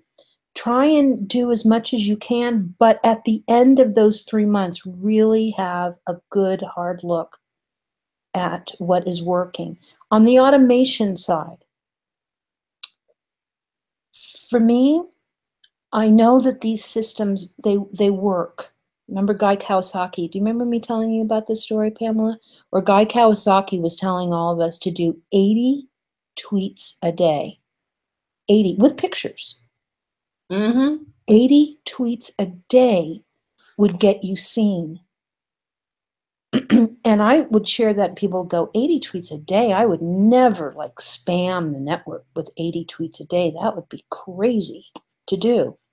But we can see now that with these automation tools is that you can actually push out different pieces of cool stuff, right? I mean, Pamela, right now, she's a foodie. She's one with me now. She can do all sorts of things. Well, I'm just saying you could do all sorts of things with the fruitcake because it actually twists back into your aromatherapy, right? It does. Someone actually said in a really neat way. Yeah. Someone actually posted in the chat today, aromatherapy. And I said, yeah, the aroma of the rum. I know, but there's rum, there's bay rum. I know, but I'm just saying is that you can figure out a way if you know, or you're not limited to this number, right? I mean, clearly you have to do a tweet a day. And then you have to say, okay, I can't do what Guy Kawasaki is saying. I'm not going to ever be doing 80 tweets. Now, my work, I could do 80 tweets a day, but there's things that have to be automated that I can't automate. For example, I can't automate even the API over at TradingView, which has been closed in this way. I can't automate my chart to go public. I have to go through their API to do that. I can't just do it on my own. So I can do price points, and there's things like that I could do 80 times a day. But how often are you tweeting out, do you think now, Pamela? Are you finding that 3 times a day? How many? And at least 3 times a day in addition to my scheduled tweets. I see. So you try and do some customized things in between your automated? Yes. Okay, that's cool. You know which one I'm really enjoying? Jim Collison, he's a podcaster. He does a weather tweet that's kind of interesting. He tells us, he lives in Omaha. I think he lives in Omaha. And he does the weather from Omaha. It's like, that is really fun. And he's a podcaster. And it's the only automated tweet that he does. So which ones do you like these days? Because I think we went through a series of quotes, right? I went The through a play. series of quotes. Yeah, yeah. I've discontinued doing quotes for this month. Mm, I've been doing a lot of aromatherapy um, products, or a lot to do with the book, because the book is being released this Saturday. right. Okay. So tell the chat about your book. And I do want to mention that we will talk about Anchor, Ruben, because we actually, someone that we all know, Eileen Smith, loves the Anchor. And there So, are and the people book, that are, yeah, tell us about the book. well, the book was written somewhat as a challenge. I had started a long time ago, and then I challenged Eileen Smith to complete her ebook. Yep. So we gave ourselves, I think it was 2 months to finish it. Nobody really completed it within the time frame. We were close, but it was not done. So then I took my ebook, what would have been my ebook, to another level, and I added to it, and I used it as a study guide. So as I was studying for my aromatherapy certification, and I had to learn botanical names, I included that in my notes. And I took my notes and added them to the book, and I reorganized the book around the essential oils and my studies. So I took 10 of the most used essential oils during my studies and elaborated on them and their health benefits, and then incorporated tidbits about my experience with those oils and how I use them with my family and my friends. And now it became a business interest. So all of that is included in the book. It wound up to be about 60 pages, and then I added 10 pages for a diary in the back, or a journal, so that persons who use essential oils and may have been introduced to a blend, they can keep a note of it I like that. in the journal at the back of the book, in case they need to have that blend created again. Oh, that's really nice. Yeah. Yeah. I'm And gonna then, try and live stream the book signing, but our book signing is for 2 hours on Saturday. so the pieces of that puzzle, because we started to write our books, our ebooks at the same time. Yeah. And my book is still, just a Google Doc, because you were able to push it towards the Kindle and get Yeah. it on Amazon. And so you've been able to develop that part of the journey Right. far beyond me. So when are you going to be kind of sharing more of how one does that, or are you going to be sharing with people how All right. how you bring your book to market? I would share it, but I want to see the process to completion. My book is still with Kindle Publications to be published. They're doing the, what do you call it, the conversion Right, right. right now. Because you self-published, is that correct? Yes. Yeah. Okay. So, for example, like the cookbook that we did was published by Blurb, and the Kindle version apparently, if I don't know if we paid for it already. It doesn't matter, but they actually go through that process with you, and you don't have to do that yourself. So you submitted your self-published work, and then Kindle accepted the work. Yes. And then you're just waiting for them to convert it to an actual file that can be then sent to the owner, Right. or the purchaser, your customer. Right. They And will then, put the Kindle version on Amazon along with the paperback. right. But right now, I think it's just a paperback. As a matter of fact, I have to call and see where they're at in the face. I think it should have been 9 days before Oh, they. and then how did it get from paperback to Amazon's warehouse? Did they do that, or are you doing that? They do everything. Wow. So you had the book in a digital form, you sent them the digital file, and then they actually created the hardback? It's print on demand. Yeah. Okay. So So it's not like printed Blurb electronically. is, right? Like it's print on demand, and then you get your galley to do your final improvement, and then or your final proof, and then like we have 2 hard copies. Yeah. Okay. So on Sunday is your book signing or Saturday? Saturday. Saturday. So will you have books on Saturday, or will you be signing? I've already Oh ordered wow. them. Oh wow. They're here. Oh my God. Yeah. So what is it like to get a box of books? Because we've received, 2 parcels that have 1 book inside.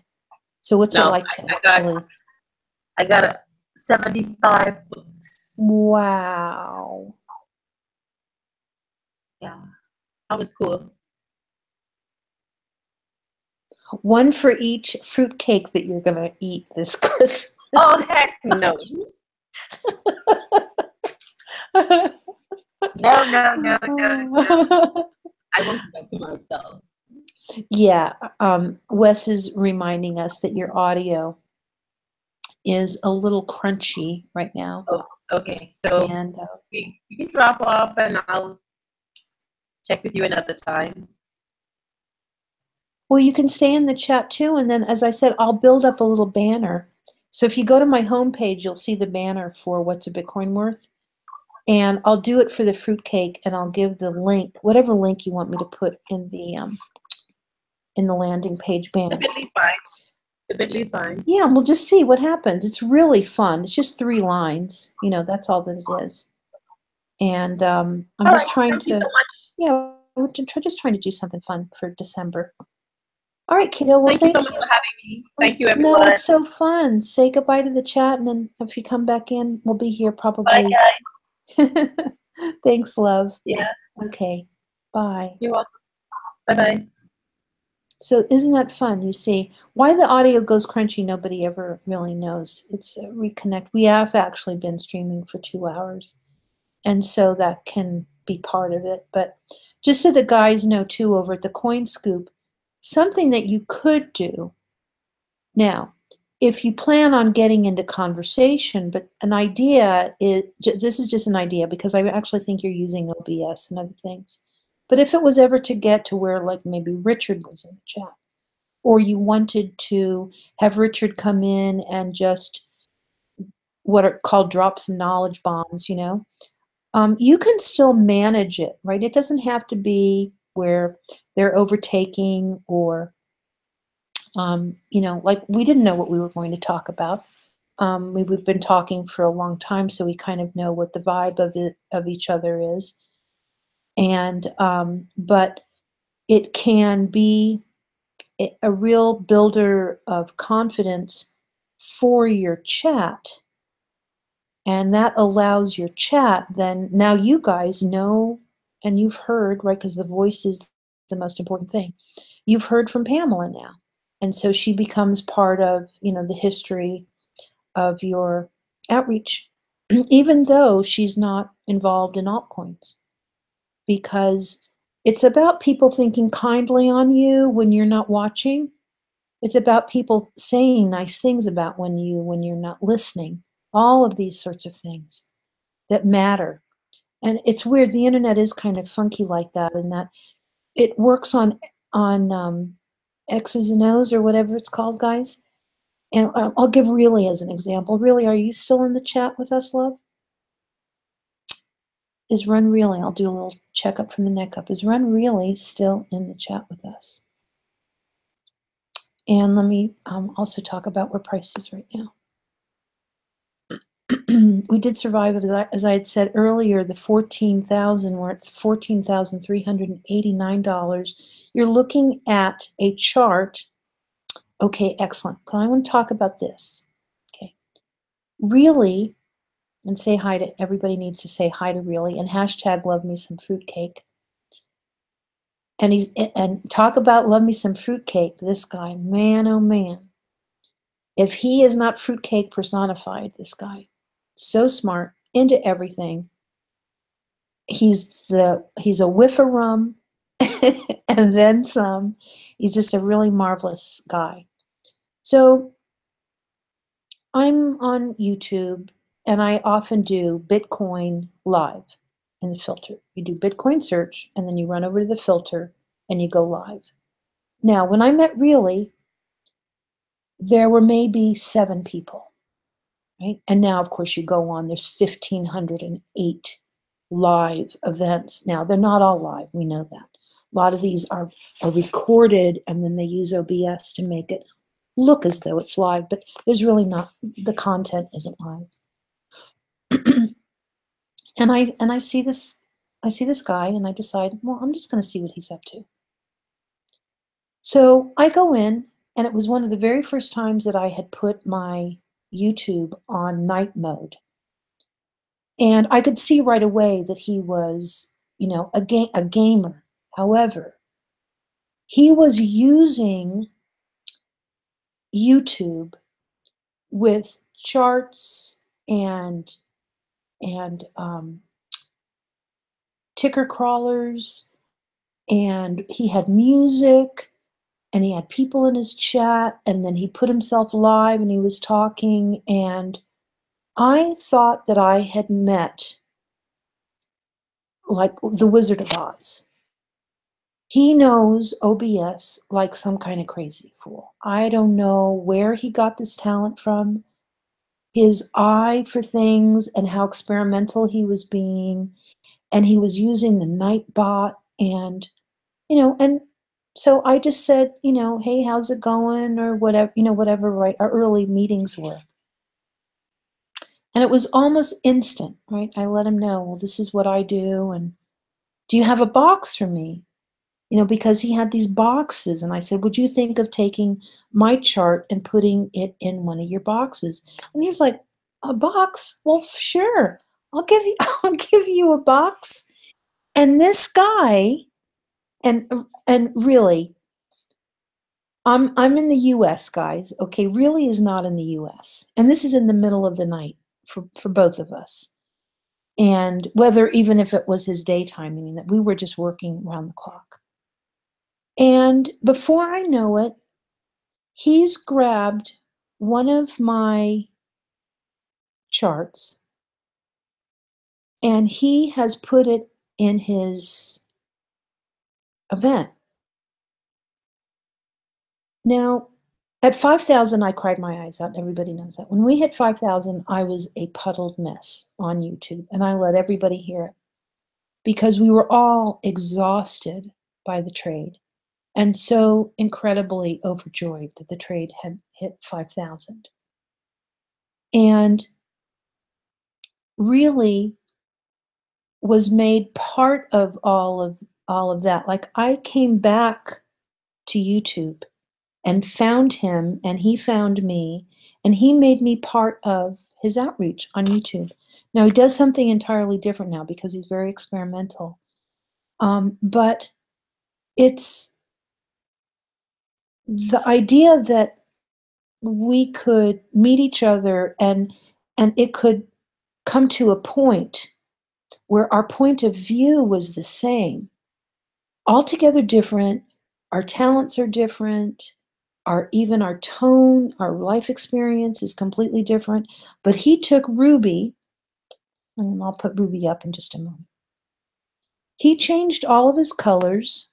Here, I'll put Ruby up. And we'll go into the 15-minute Ruby and open her up like this. He took my Ruby, my life. He took this window in real time and put it through OBS and made a space for me. And that wasn't just it, because nobody would really know. He put a crawler that said Charts by Beauty Bubble. He did that. He made me part of his description, where we were all coming from. And I can't tell you how many events he's come in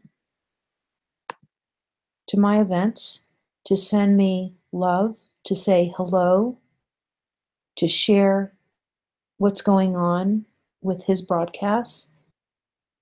And these are relationships that you don't forget. And I've tried to introduce him to so many people because what people will do is that they'll say, "Oh, OBS, I know what I'm doing." And I'm like, "Dude, man, you don't know what you're doing. You've got to connect with Really, because he is so knowledgeable, and he has all of the um, mixers and I don't know.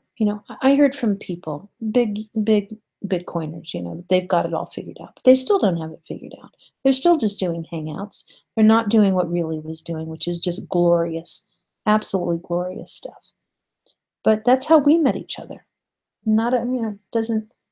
We could have just said hello and left, and that would have been it. But what he did was that he made a space for me in his outreach, not knowing anything. He was just relying on whether it's intuition or gut or whatever. And so something that I said, and this should really be a rule, is that all of this is at will, if you guys know what that means. These are relationships that we have, especially being that it has to involve the trade and money, at will. And we have to be willing to accept people for where they're at and know that they are at will relationships. At any moment in time, they can end. And at any moment in time, they can be resurrected and be something new, be something different. They can come in with a different handle. They could have a different outreach. They could have a different idea. Maybe they brought a partner in, all sorts of things. And that's kind of the fluctuation that you've got to accept. Accept people for where they're at and know that it is an at-will experience and that there are no expectations. You can project, but they should be you should honor your own projections, okay? And I'm speaking to the guys right now because I know how difficult it is to have a union of, co-opting the workflow, how the show is going to actually go, your show notes, and who's taking the heavy lifting, who knows more than the other, and you're always going for all of this. My best advice is every single time you hit that button to go live, you love on yourself, right? You love on yourself, and if each person brings their best self, it's all going to be fine. But don't expect too much and know that it's at will, because all of this is very tiring, it's exhausting. And so even not like you'd laugh if you knew how we have OBS rigged up to go live. Yeah. So really, he knows about this. Behind his green curtain, right? Behind his deal, he's got he's got just as much wires as anybody, and tools and rigs and everything else. So these are all just really, cool people to find on YouTube, because it's not easy to connect and know that you can connect under under like a rule set without being bossy. And I know that's why I do the Hangouts. So I totally get it. The thing that you get out of OBS, though, is that for you guys, you have that top bottom. Like, I love the way that you guys have tiled yourself out. You have the top bottom, there's no scrolling, and then you have your screen share. So really, it's all done really, really well.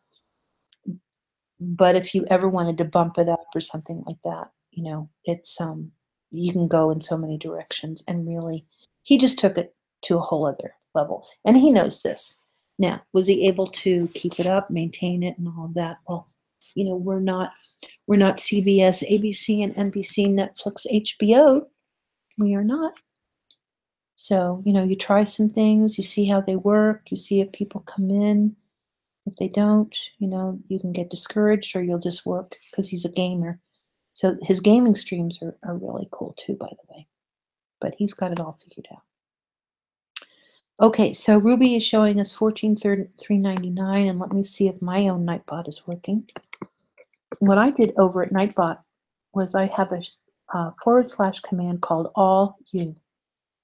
All you. And all you gives me the alias box, because the all you, for whatever reason, doesn't read in the primary box. So what I did was I fooled it and I said, okay, well, I'll run on all the things that you can forward slash. So for example, if I forward slash the phrase Fibonacci, what I did with my Nightbot is that it will take you over to a Twitter post. If I forward slash rules, does the same thing. You'll see. And if I forward slash the red circle, which is this one here, it will give me something else. There we go. And I have 11 commands, and then I have timed commands, which everybody knows hasn't been working for a while. So there's my hashtag Nightbot. Subscribers go live with me on the panel like Pamela did. In the day, we did this for thousands of traders and cryptocurrency enthusiasts worldwide. We have people from all over the world. And having that non-guru environment allows us to grow together. I do believe that. But it has to be at will. And you have to know that people do want to branch out. They do think that, and many times, especially in the crypto space, I cannot tell you how many ships I've launched in the space because people see the potential and hanging out with me for too long knows that they'll have to start answering some questions. This message is held review. Where is the page? And I will subscribe to that. Okay, so hold on just a moment. Where's the page? Are you talking about my the other outreaches? Hold on. I think I know what you're talking about, and I'll get that one up. I'll show you what I've been working on. So hold on just a moment, Wes. And I have no idea why that message is held for review, but it was. It might be the exclamation points. I'm not really too sure. But Facebook flagged that without me having any flags. It's kind of bizarre. Okay, let me put the Hangout on camera off, or okay, so we'll go back to the thing here. What I will do is let me bring this down. Now, this is going to like hurt your eyes when I open this up, but where is my subscribe? There it is. Right, this is something that I worked up on Canva. Now over at OBS, of course, you guys get to show something like this. And I do recommend that you do this. Some people say in the first 3 minutes. It takes us a little longer to get over to the live events when we have smaller audiences. But, okay, so put your sunglasses on because this is going to be pretty bright compared to the other things that I show. Go to application window and go here. So here we go. All right, hide that and present to everyone. Okay, so this is a card. I'll make it perfect as time goes on. Sure that I can get this. There's the Hangout. There's my Hangout, but I need the YouTube video. Where are we here? Okay. All right, so what you're supposed to do is about 3 minutes in, maybe 6 minutes into the show, guys, is that you want to make sure that people know to subscribe. And you guys do a really good job of it. That whole smack the like button, tell a friend to tell a friend, all that could be incorporated in something like this. But here are those channels. And even as a draft, Pam, I'll talk to you soon. Even as a draft, at least you could see, okay, well, are we going to have an Instagram presence? Do you think we're going to be over at Instagram? What about our Twitter? Are we going to have a Medium or a blog post, a blog spot, or WordPress? Like I'm over at Medium too, by the way, but in my banner, you can see all those places that you can connect with me. But I'm not really doing as best as I could be doing. So, for example, the Chart Chat Connect WordPress, I linked up with if this, then that. And the recipe that I have that's running for the WordPress is that when I drop this all down over at YouTube, it takes that archive and it pushes it over to my WordPress.com, which is kind of cool. Now I could go back over there and talk more about the event, maybe talk more about the guests, and it gives me at least a place that I could go to put some more content, and it may actually help in the big picture that we have a WordPress.com site, and you actually do need to have some sort of a .com, uh, presence.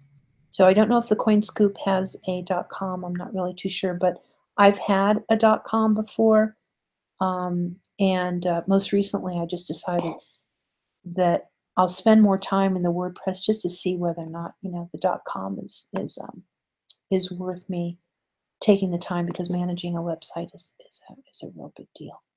So the if this then and that recipe that I have for Chart Chat Connect is pretty cool. And what I can do now is actually, why don't I do this? Let me go back over to the tabs maybe, and I'll show you what I've done over at WordPress. So that's the sort of card that you can do. You have the .com reserved. Okay, so when you guys are live, you know how you're showcasing everyone else's content, and you have to really be thinking about that. The mentality of that is that you're leaning on their content when you're not, at the end of the day, you're not actually getting people to stay inside of your ecosystem. So you do have to build that up a little bit. And saying it, um, uh, the cool thing about doing it with a card is that you can use that artwork when you go to archive. So for example, this artwork in archive is like awesome. Or it could just, it doesn't matter what graphic it is, but if it's somehow a call to action for people to subscribe, and because you guys do daily videos or whatever your timeline is, you could have pictures of yourself or what have you, and then contact and the hashtags along the bottom or what have you. But this is done over at Canva, canva.com. And I just come in as a pedestrian. I don't have a professional account or anything like that. And I just keep and play and play and play. And I know that Ruben, as a graphic artist, I know that you know how to, put these things together so it represents the CoinScoop. Plus you have the logo. I've never had a logo. I have an avatar that I used to use a lot that I love, but I got trolled about the avatar, and then I started to kind of wean myself away from using it. But you guys have a wonderful logo, and wow, how pretty would that look, on your card? And there are sizes that are out there that tell you how big this should be and all of that are easy enough for you guys to figure out. All I did was that I opened up the file and you can actually see the screenshot. I guess you can see that up above. But on your OBS, it deals with all of those things. So you can slip it in there as a card. So you've got your news reel, we'll just call it a reel, or your scenes, your news scenes, and then a subscribe scene that has the personality of when you are expressing it, right? But especially in the very beginning, maybe it's not timely to do it, but you go ahead and you showcase you do the card to make sure that it gets picked up by YouTube, so that then you can use it later on. Even though I think you probably will end up having a still image of your logo because it's so cool with the two of you, maybe hosts, etc. The arrow it should be lined up where the subscribe button is. Something that you have to remember is that when you're building something for yourself, you don't get to subscribe to yourself. So you have to play around a little bit of that. Do you mean do a card while we are live or after? Well, maybe the first time you do it, it's towards the end when you're doing your last little bit, and then you count off. Because this is what most people do when they're live, even on OBS, is that you must count to 60 seconds. If not, you're going to be cutting off your live event. So you'll be saying something like, okay, and everybody will see you, and the word is tomorrow, and blah, blah, blah. But 60 seconds of that is actually chopped off. So what you can do is say goodbye to everybody and then put the card up silent. I know you've got a little bit of background music too, but put the card up silent, let that run for the 60-second timer, and then go offline and do it that way. And then because are you trying, do you do time where it alerts you that you're coming to your hour? Or does it cut you off at the hour? Do you have like a start time and an end time? Because I do know that you guys try and keep it, well, unless you go like well over, but you try and keep it within the hour. So I would try it at the end to see how you like it, because no, everyone that has stayed with you that long is just going to love up on you anyway. They're not going to see the card and go, "Oh Christ, look at this. What is this?" They'll totally know. So it might be better to do it at the end, and then you can migrate it into the regular um, show. Because you, as a broadcaster, I mean, you can take it as far as you want to. Yeah, you cut it off. Okay. You can take it off, as far as you want to. What I found is that with your content, there's a natural way that you guys speak with each other that if you glob on too much, right, we lose, and I'm being very selfish here. We lose the vibe, and the graphics can take away the vibe. The example would be the Algory last night. Now, we were talking about something very serious, right? But that Algory stayed up, and if you go back, it stayed up for a good long time. I mean, you want to talk about Algory should have known that they were getting that kind of skin on YouTube. That was a very, very long time. Well, that entire time could have actually been a nice card that, kind of advertises the channel more than it advertised Algory. Because a lot of times when people are listening and you guys have that great way of talking to each other, those people that are coming in, they're taking it all in, left to right, up and down. They're taking all the compass points um, when they are opening up their window. So, what else can I say about that? Just give it a try. I mean, if you don't like it, I mean, it won't work. I just know for me, like I'm going through this it's not a subscriber challenge. It's actually a lifetime viewer challenge, because YouTube requires for me to have 10,000 lifetime views. So that's the challenge that I'm on right now in order to get restored some of the feature sets that I lost during their apocalypse. So I lost I was getting like 2 cents every time I went live. Wasn't getting, I was getting 2 cents. I can say that if you were to, no one is going to step over 2 pennies. You're still going to lean down and pick up the 2 pennies. And I was really proud of the fact that I'd been accepted into the monetization. So when they started to take it all away and down, they wrote me, the memo about that the requirement now is for me to have 10,000 lifetime views.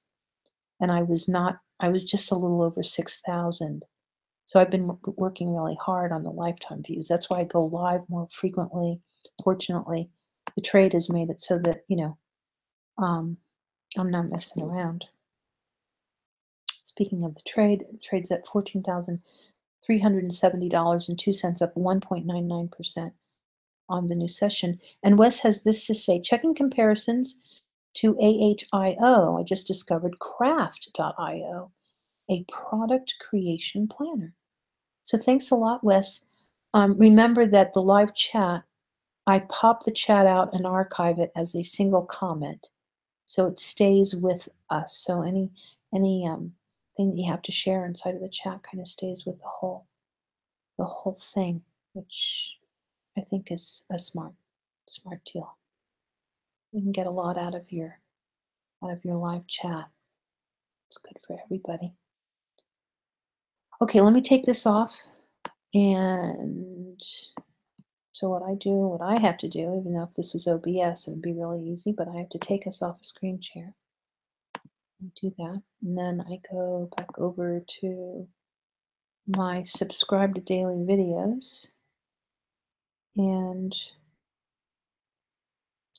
I think, I know what it was. I think what might be kind of fun is if I was to show you um, what the Chart Chat Connect WordPress looks like, so that you can see how pretty the if this then and that recipes can be. And let me go to the view site, and we'll view the site. Okay, I need to go to the site though. It's not going to let me I just wanted to view the site. I didn't want to look at everything else. But anyway, let's see, what should I do? Go here. I'll bring it up as a full window. Come here and bring this down. Okay. All right. This is what my WordPress.com looks like. And I'm using an if this then and that recipe. And they can be kind of touchy. This is all about that automation. People use automation and they talk about automation. But if you plan on not paying for the automation, it can be very touching. All right, so let's see if we've got that going on. There is the Chart Chat Connect, okay? This is the original outreach for traders. You'll notice where it says Traders Plus, that came from the original Hangouts that I did for traders on Google Plus and Hangouts.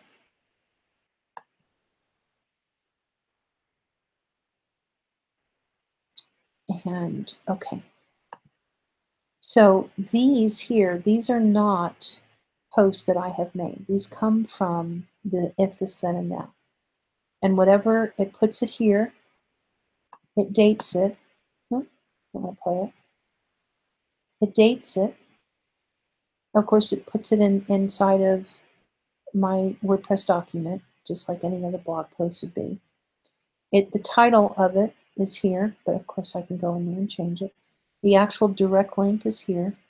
And whatever I had titled it inside of the description, then you'll notice these are my OBS experiments that I did. So that's why you have a different placard there.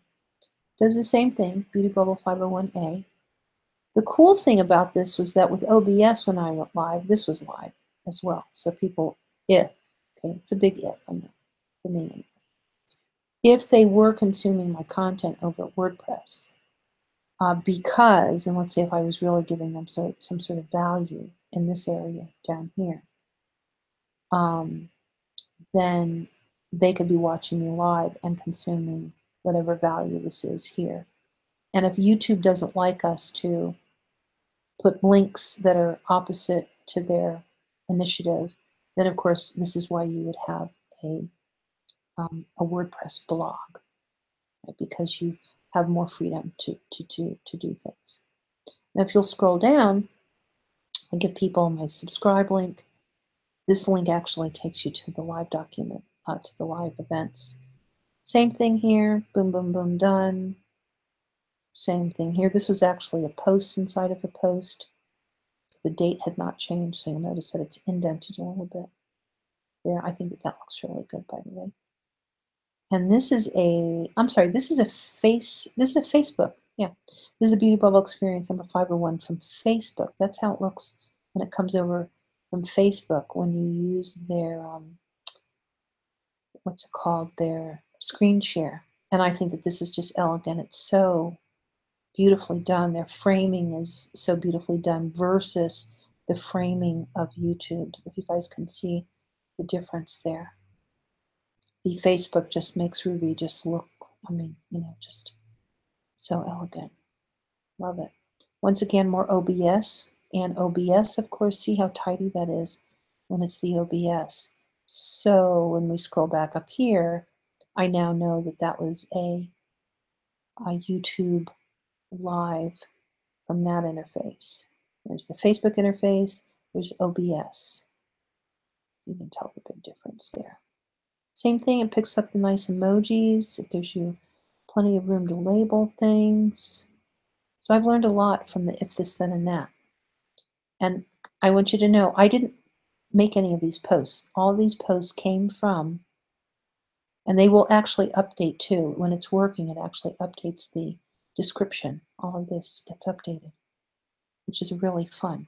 So that's something that you can think about if you wanted to do the if this, then, and that. Let me see what else I've got.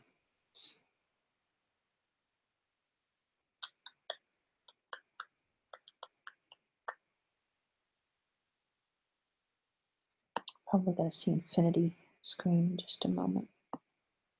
Check on price. 14,262.43. Okay, so tonight I needed to work on my trader rule cards. So that is the way that my WordPress works out. And you know, I haven't done anything with it.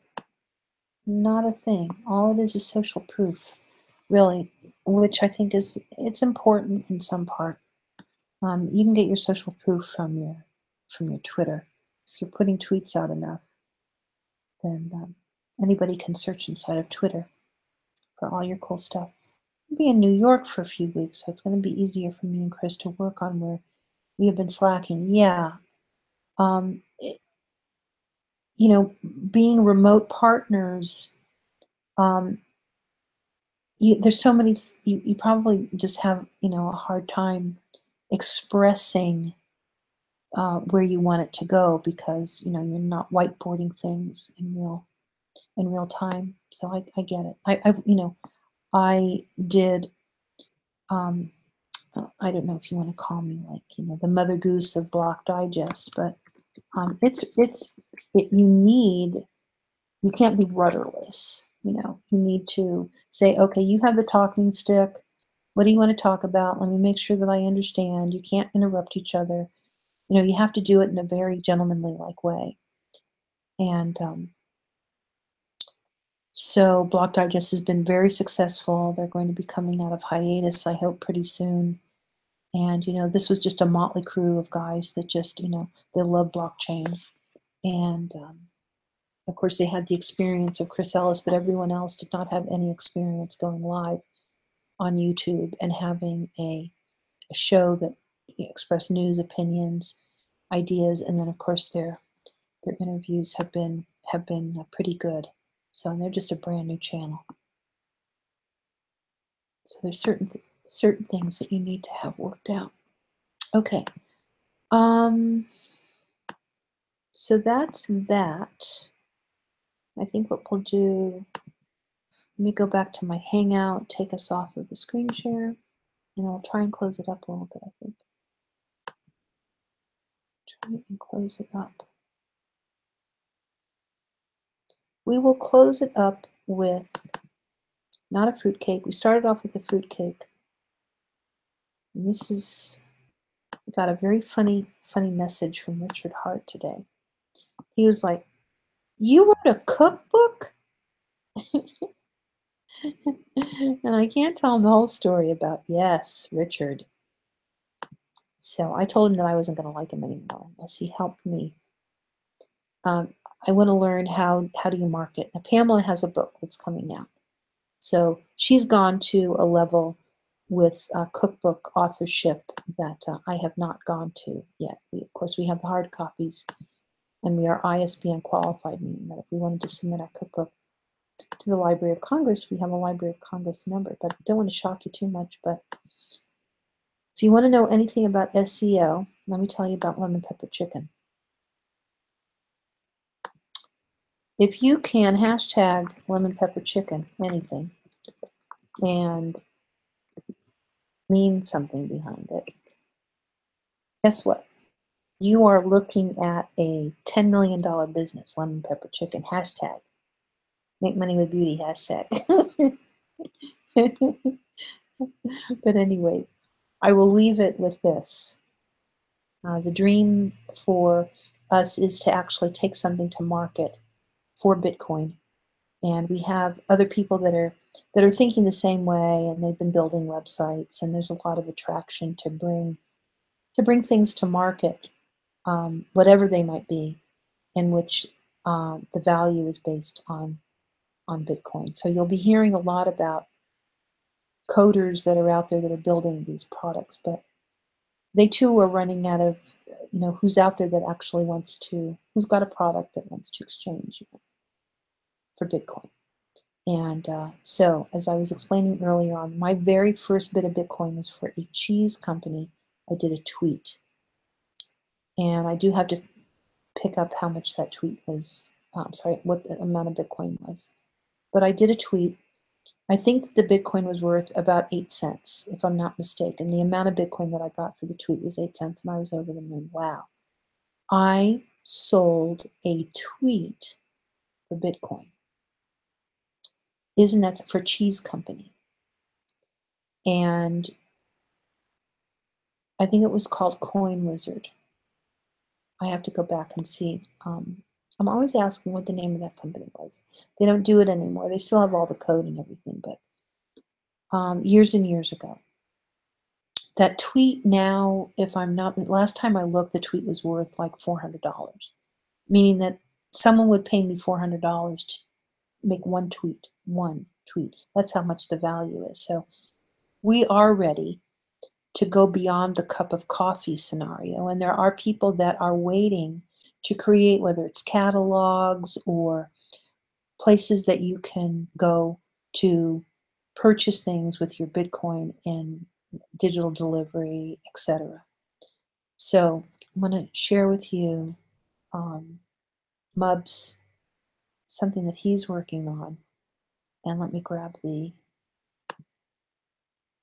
name of the company. I'm always forgetting if it's a Quarry or which one is it called?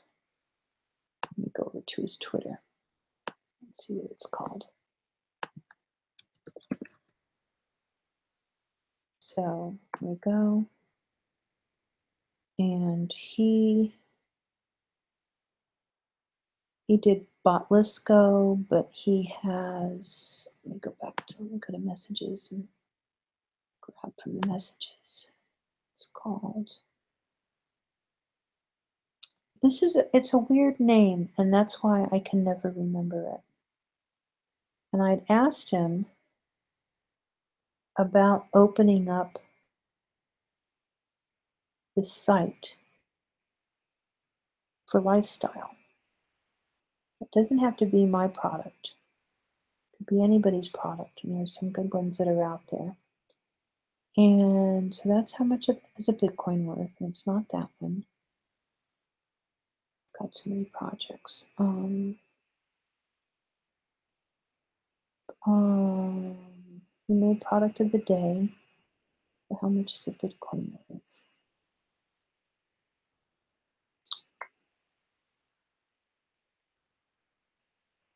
Accepting.io.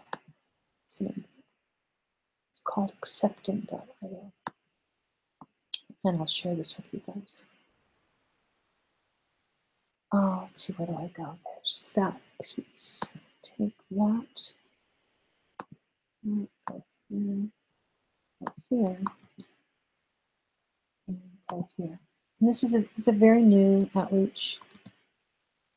Accepting.io. I'm not going to show the picture right now because I think that maybe he's still working on the site, but it's called Accepting.io. And it's all the places you can pay with Bitcoin. In the beginning, it's Gift, Expedia, Starbucks. But he does have collections for entertainment, general, travel, sports, technology, gaming. I'm sure you guys are sensing where that could go. It could be, how did you put the link in the chat? Well, because I'm the moderator and the owner, right? So are you trying to put a link in? The reason that you can't put a link in is because you're not the owner or moderator of the YouTube channel. But that's all I did. I just copied the link in the menu bar and then just dropped it in the chat. Was that your question, Ruben?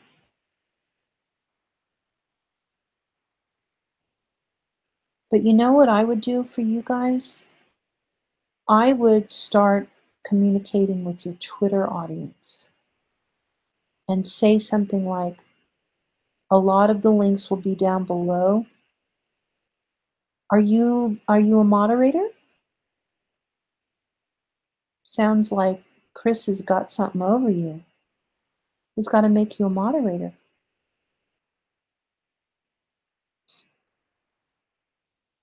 If there's not a little wrench by your name, you won't be able to put anything in unless he gives you superpowers.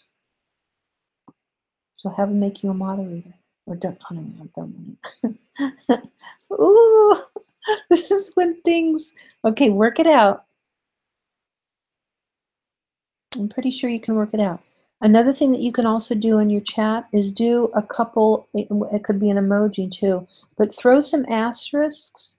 I started all the accounts for CoinScoop, well, you may have access to the account, but you may not have moderator status. I don't know. When you guys go live tonight,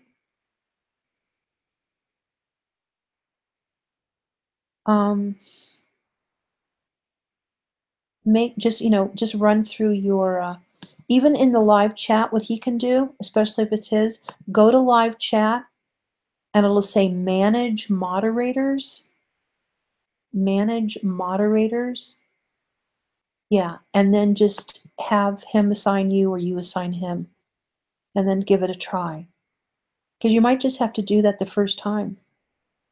And then remember, it can be an emoji at the end, but close out the URL. What I've heard is that sometimes the HTTPS, that certificate, will not allow people to pick up the link. And that's one way that you could, in your blog or over at Twitter, what you can say is that all of the links will be down below, which you guys do, right? But remember, if you jam-pack that part of your YouTube with all these other links that are not your YouTube links at first, so that for sure I would figure out. And that's an easy fix, that Monday through Sunday, right? And then you put a line or a break, and then you put down your other links that you have. But what you could do is you could use your Twitter, because you get a lot of characters over at Twitter now. And you can just do, links for tonight's show, or links for, our viewers, or whatever you call it over at Twitter, and then put all the links in a Twitter packet. Now, do you want a little tip on Twitter? Because it's maybe, would you benefit from me giving you some tips on Twitter? Let me just know if you want me to. And let me shut down the window so I can go over to Twitter and show you some things that you can do. Go to my Hangout.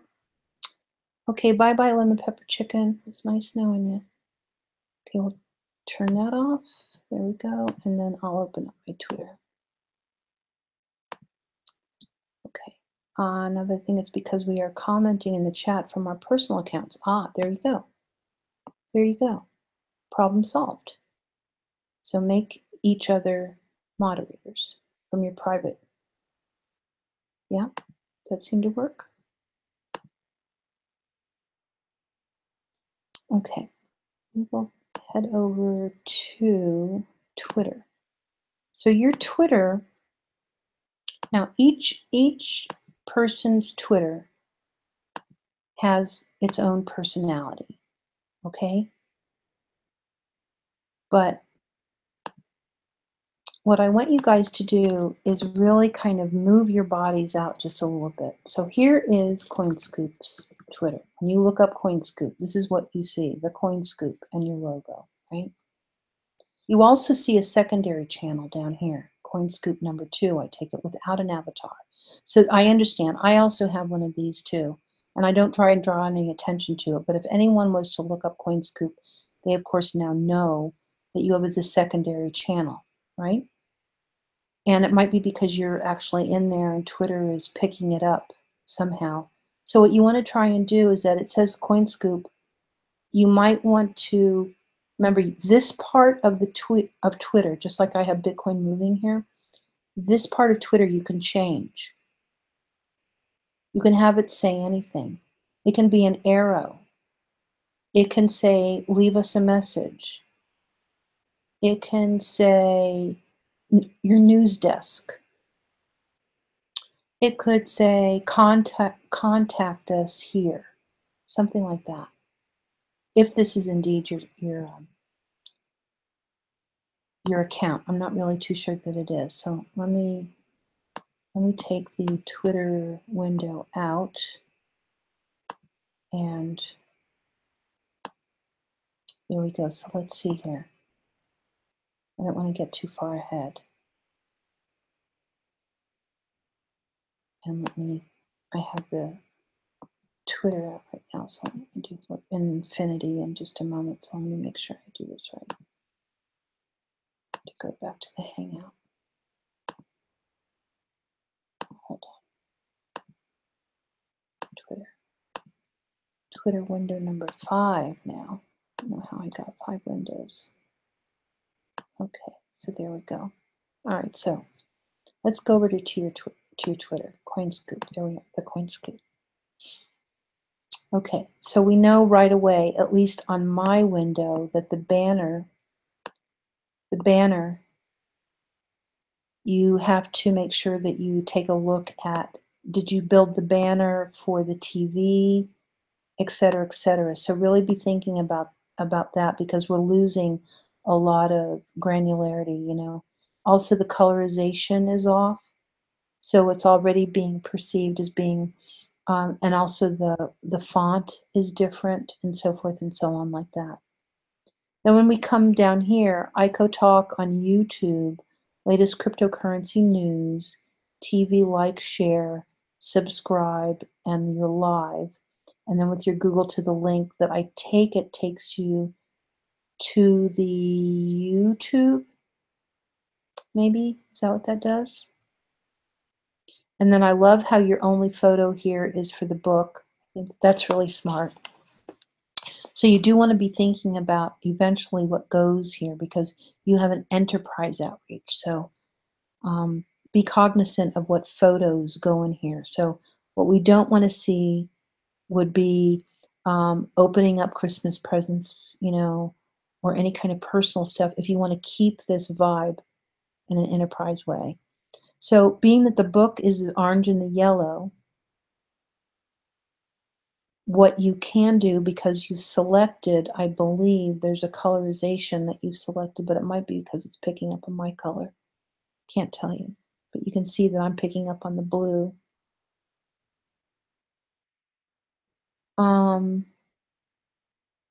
Yeah, check out the banner sizes. I don't really know what's going. Let me go back to the Hangout and see what you're saying about that. Let me tell you, it's not. We just have the one. Ah, really? So you know what it might be? I wonder if Twitter opened up a dummy when you got your website. Is the website called The CoinScoop?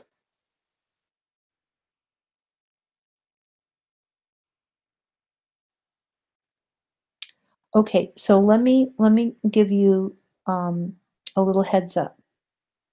Define who's going to do what, and do you know what I mean? Without hurting feelings, right? Because we have to understand that. So I'm thinking maybe because the other one was called CoinScoop. So who knows? Who knows? I didn't open it up, so who knows? But if it's not yours, don't worry about it. But of course, you could have a secondary channel. Okay, so that has to be sort of kind of fixed. So you need to put that on the whiteboard, because this is the way that it's coming out. And I sit on a MacBook Pro Air or whatever. I don't even know what my screen size is. You know, it's a nice size MacBook Air, whatever size it is. I need to look and see. And that's what it looks like on my end. So, and then of course, it's not giving, it doesn't have the life that the two of you have when we go to the coin scoop. So what you might be able to do is use the banner, use this real estate to your, to your benefit. Because the logo is so cool that it could have actually just been the coin scoop, right, and just make it real easy on yourselves. Use the logo. Here, I better go over here so you guys can see. Use this area here. Remember, because it's a screen share save over Pinterest, whereas your banner isn't. Do you see that? So you can save this over at Pinterest. You can expand you can do whatever you want to according to Twitter, but the banner is inert. Can't do anything with the banner. So in a way, the coin scoop, it's just something that you can think about. But anyway, let's go down and I'm going to give you some ideas. So this is the way that it looks. Now I love the basket, and I think the basket is really cool. And I think for us to swap and share these baskets, because I'll show you some of my numbers on these baskets, but that's your basket right now. So Bitcoin, Bitcoins, Bitcoin news, crypto. Okay, so I want to share something with you. If you're over at Google, Bitcoin Forum or Bitcoin Forums is a very hot hashtag for search. And take out that beauty nose, Bez. No, it's okay. That's pretty funny, though. You gotta laugh. Okay, so we also know that we're not taking advantage of the real estate that we have here, are we? Hitting those mics and going live tonight and earlier than usual. And I never get what these mean. B-O-L-O. What is B-O-L-O? Be online. I don't know what that means. But what you can do is the live. Do you see this over here? That really helps on Twitter. It defines. One reason is that if you get a like for the viewer, it matches up. The red matches up with the red. It takes you down to the other parts of what you've shared. Another thing too is that I started a live. If you want to, you could just take out like the quote of the night or something like that. And you can start, instead of the announcement of going live, you have another little piece of flesh, like your rules. Like, that's really cool. And like the quotes of the night or what have you. I don't know, something to lace it up just a little bit. And I'm not trying to showcase that I'm an expert at all. But when you start with these things, what can happen is that you can get very bad habits, and then you don't see any reason to go in and fix it. The hashtags are an example. Let me show you something that we can do with the links. And I'll go over here. All right, so I'm going to see if I can find a link that's got extension. So this is mine. And let me see if I can find one that it's been extended. And it might not be. I might have to go. Oh, and then also use the pinning of your tweets, okay? There's an option to pin your tweet. And pinning the tweet of your live event, although it's one extra step, come up with just a really good one tweet that you can keep pinned. And trying to think of what my pinned tweet is right now, and I don't even know. I don't know. I'm trying to find one where you add and add and add. Okay. Well, let me give this as the example. So we've done a tweet, right? If Twitter had a walkie-talkie, we would be using it right now. The trade was at 12,718 to 12,720 US dollars, and my trading theater is awake like on fire right now. Okay? Now, if we were to then say that I am still on fire, And what we'll do, because we're going to probably shut it down in a little bit, I will send out the Hangout link. Okay. So I'm going to take this one here. I'm going to like my own tweet. I'm going to like it. Okay. I am going to then pin it to my profile. And I'm going to view it. And now that's a pinned tweet, I'm going to reply to my own tweet. And we're going to say right here, inviting Bitcoin enthusiasts to come and say hello before we head over to, and then I'll do the coin scoop. Watch. And I put a return. I put the link in. Now this is a reply to my own tweet, okay? And I reply. Now I come over here, and I'll have to, it'll go back and forth a couple of times. It'll take a little bit for it to drop down. Okay, what would happen, and maybe it's because it's a pinned tweet. Let me unpin it. Unpin. Let's see what happens there. Those two tweets should be connected with a line, and maybe it's not going to do it because the tweet is kind of old. So, go to media, go to tweets. Let me go home and see what happened. Because they should be, there we go. There it is right there. Okay, it took a while, right? Because the tweet is 16 hours old. But what I did was I liked it, which you can do. You can like your own tweets. It's okay with Jack. I replied to my own tweet to extend the tweet. Do you see? So now this is kind of like a package. And I could continue doing that, telling the story all day long. I don't have to have individual tweets that are disjointed from one another. I can actually have tweets that reply to each other, that connect each other, tether each other to tell a fuller story. And it expands your just the way that things look too.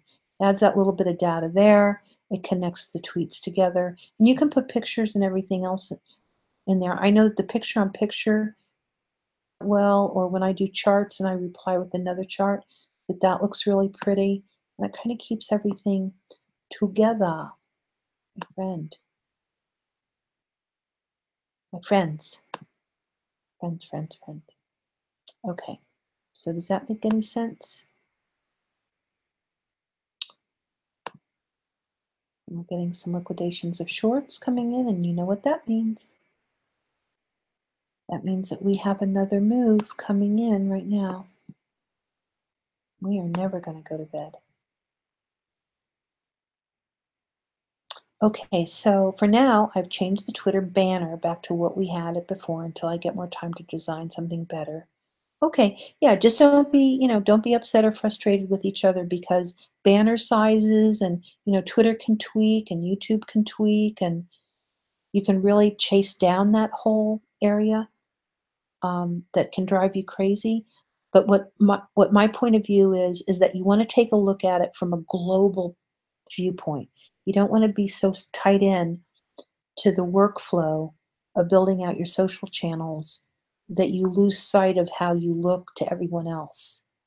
You know how you want to look, but getting there can really be frustrating. So you always pull yourself back and you go, okay, where am I with this? What have I, like I change up my stuff now because there's a whole story behind my followers. And I'll have people that are in my direct message and they'll go, I didn't write you back because I didn't realize it was you. So now I know the app Beauty Bubble doesn't, they're not registering that. They were registering the avatar. The avatar was the thing that was keeping them, like that visual meant more to them than reading who their message was from. So they would write me back and say, oh my God, I'm so sorry. I didn't realize it was you. So that's why I started. I'm going to do the vintage cartoons. I want to see if I can keep this colorization layering down. And so my approach is different. And, you know, this is over years and years and years of looking at these things, and nobody has it down. Anybody that tells you that they've got it all figured out, that ain't so. You can take a look at Twitter. There are beautiful accounts on Twitter, and you know, within a couple of hours, they can destroy their whole thing. You know, everything with just a simple, you know, a simple weird ass hashtag, and it's over. They have to start all over again. Because after all, this is it's Twitter's territory, not ours. And I and all of that have now, because we are in liquidation right now. Okay, so I think the better thing to do is that I'm going to wrap it up because you guys have got a big show tonight, and I could probably stand to get some things done on this side. Thank you guys so much. Here, I'll go into my Twitter. Go actually home. This is my Twitter. Okay, so that's where we're at. I just thanks a lot. Everyone gets counted, and I want to just say thank you so much for stopping by. And we're just having a fantastic time in the market. And I would be screen sharing with you right now, but we are now at 14,398. We're just really resting at these highs. Once again, up 2.19%. The thing is, though, is that we are liquidating shorts up here. So be careful. Wow, is that true? Richard, oh my gosh. Did you guys see that tweet? Andreas Antonopoulos, who really is on the cutting edge of having Bitcoin, living off of Bitcoin, living on the edge, really. Richard is saying, I hear Andreas Antonopoulos got 37 BTC donations. So I don't know if that's confusing it with the book sales. Do you guys see that? Do you read that tweet?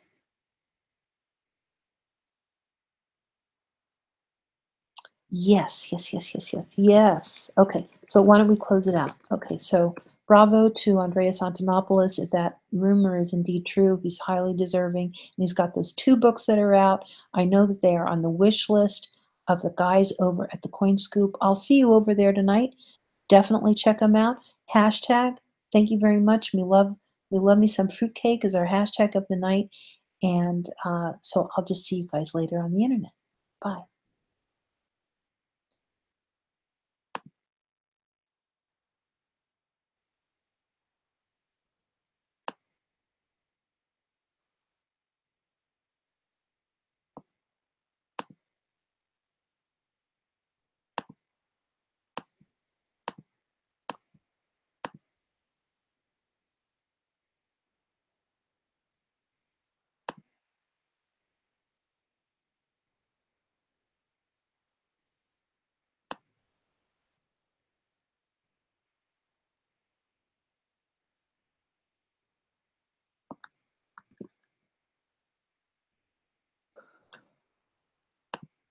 Let's see.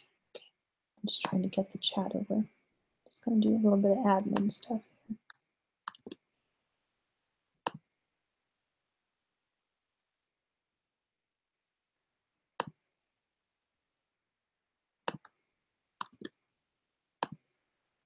Okay.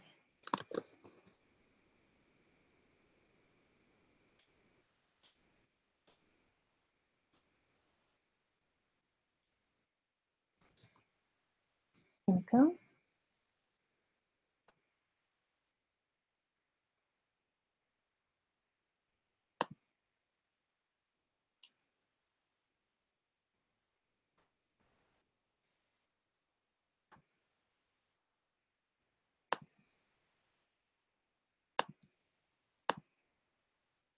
Mm.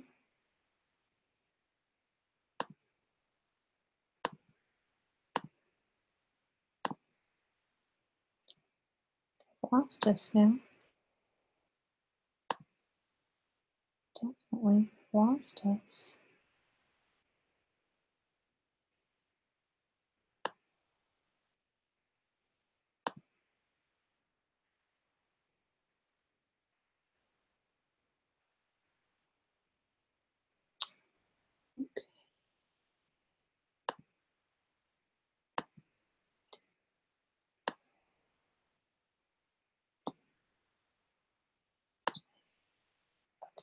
All right, bye.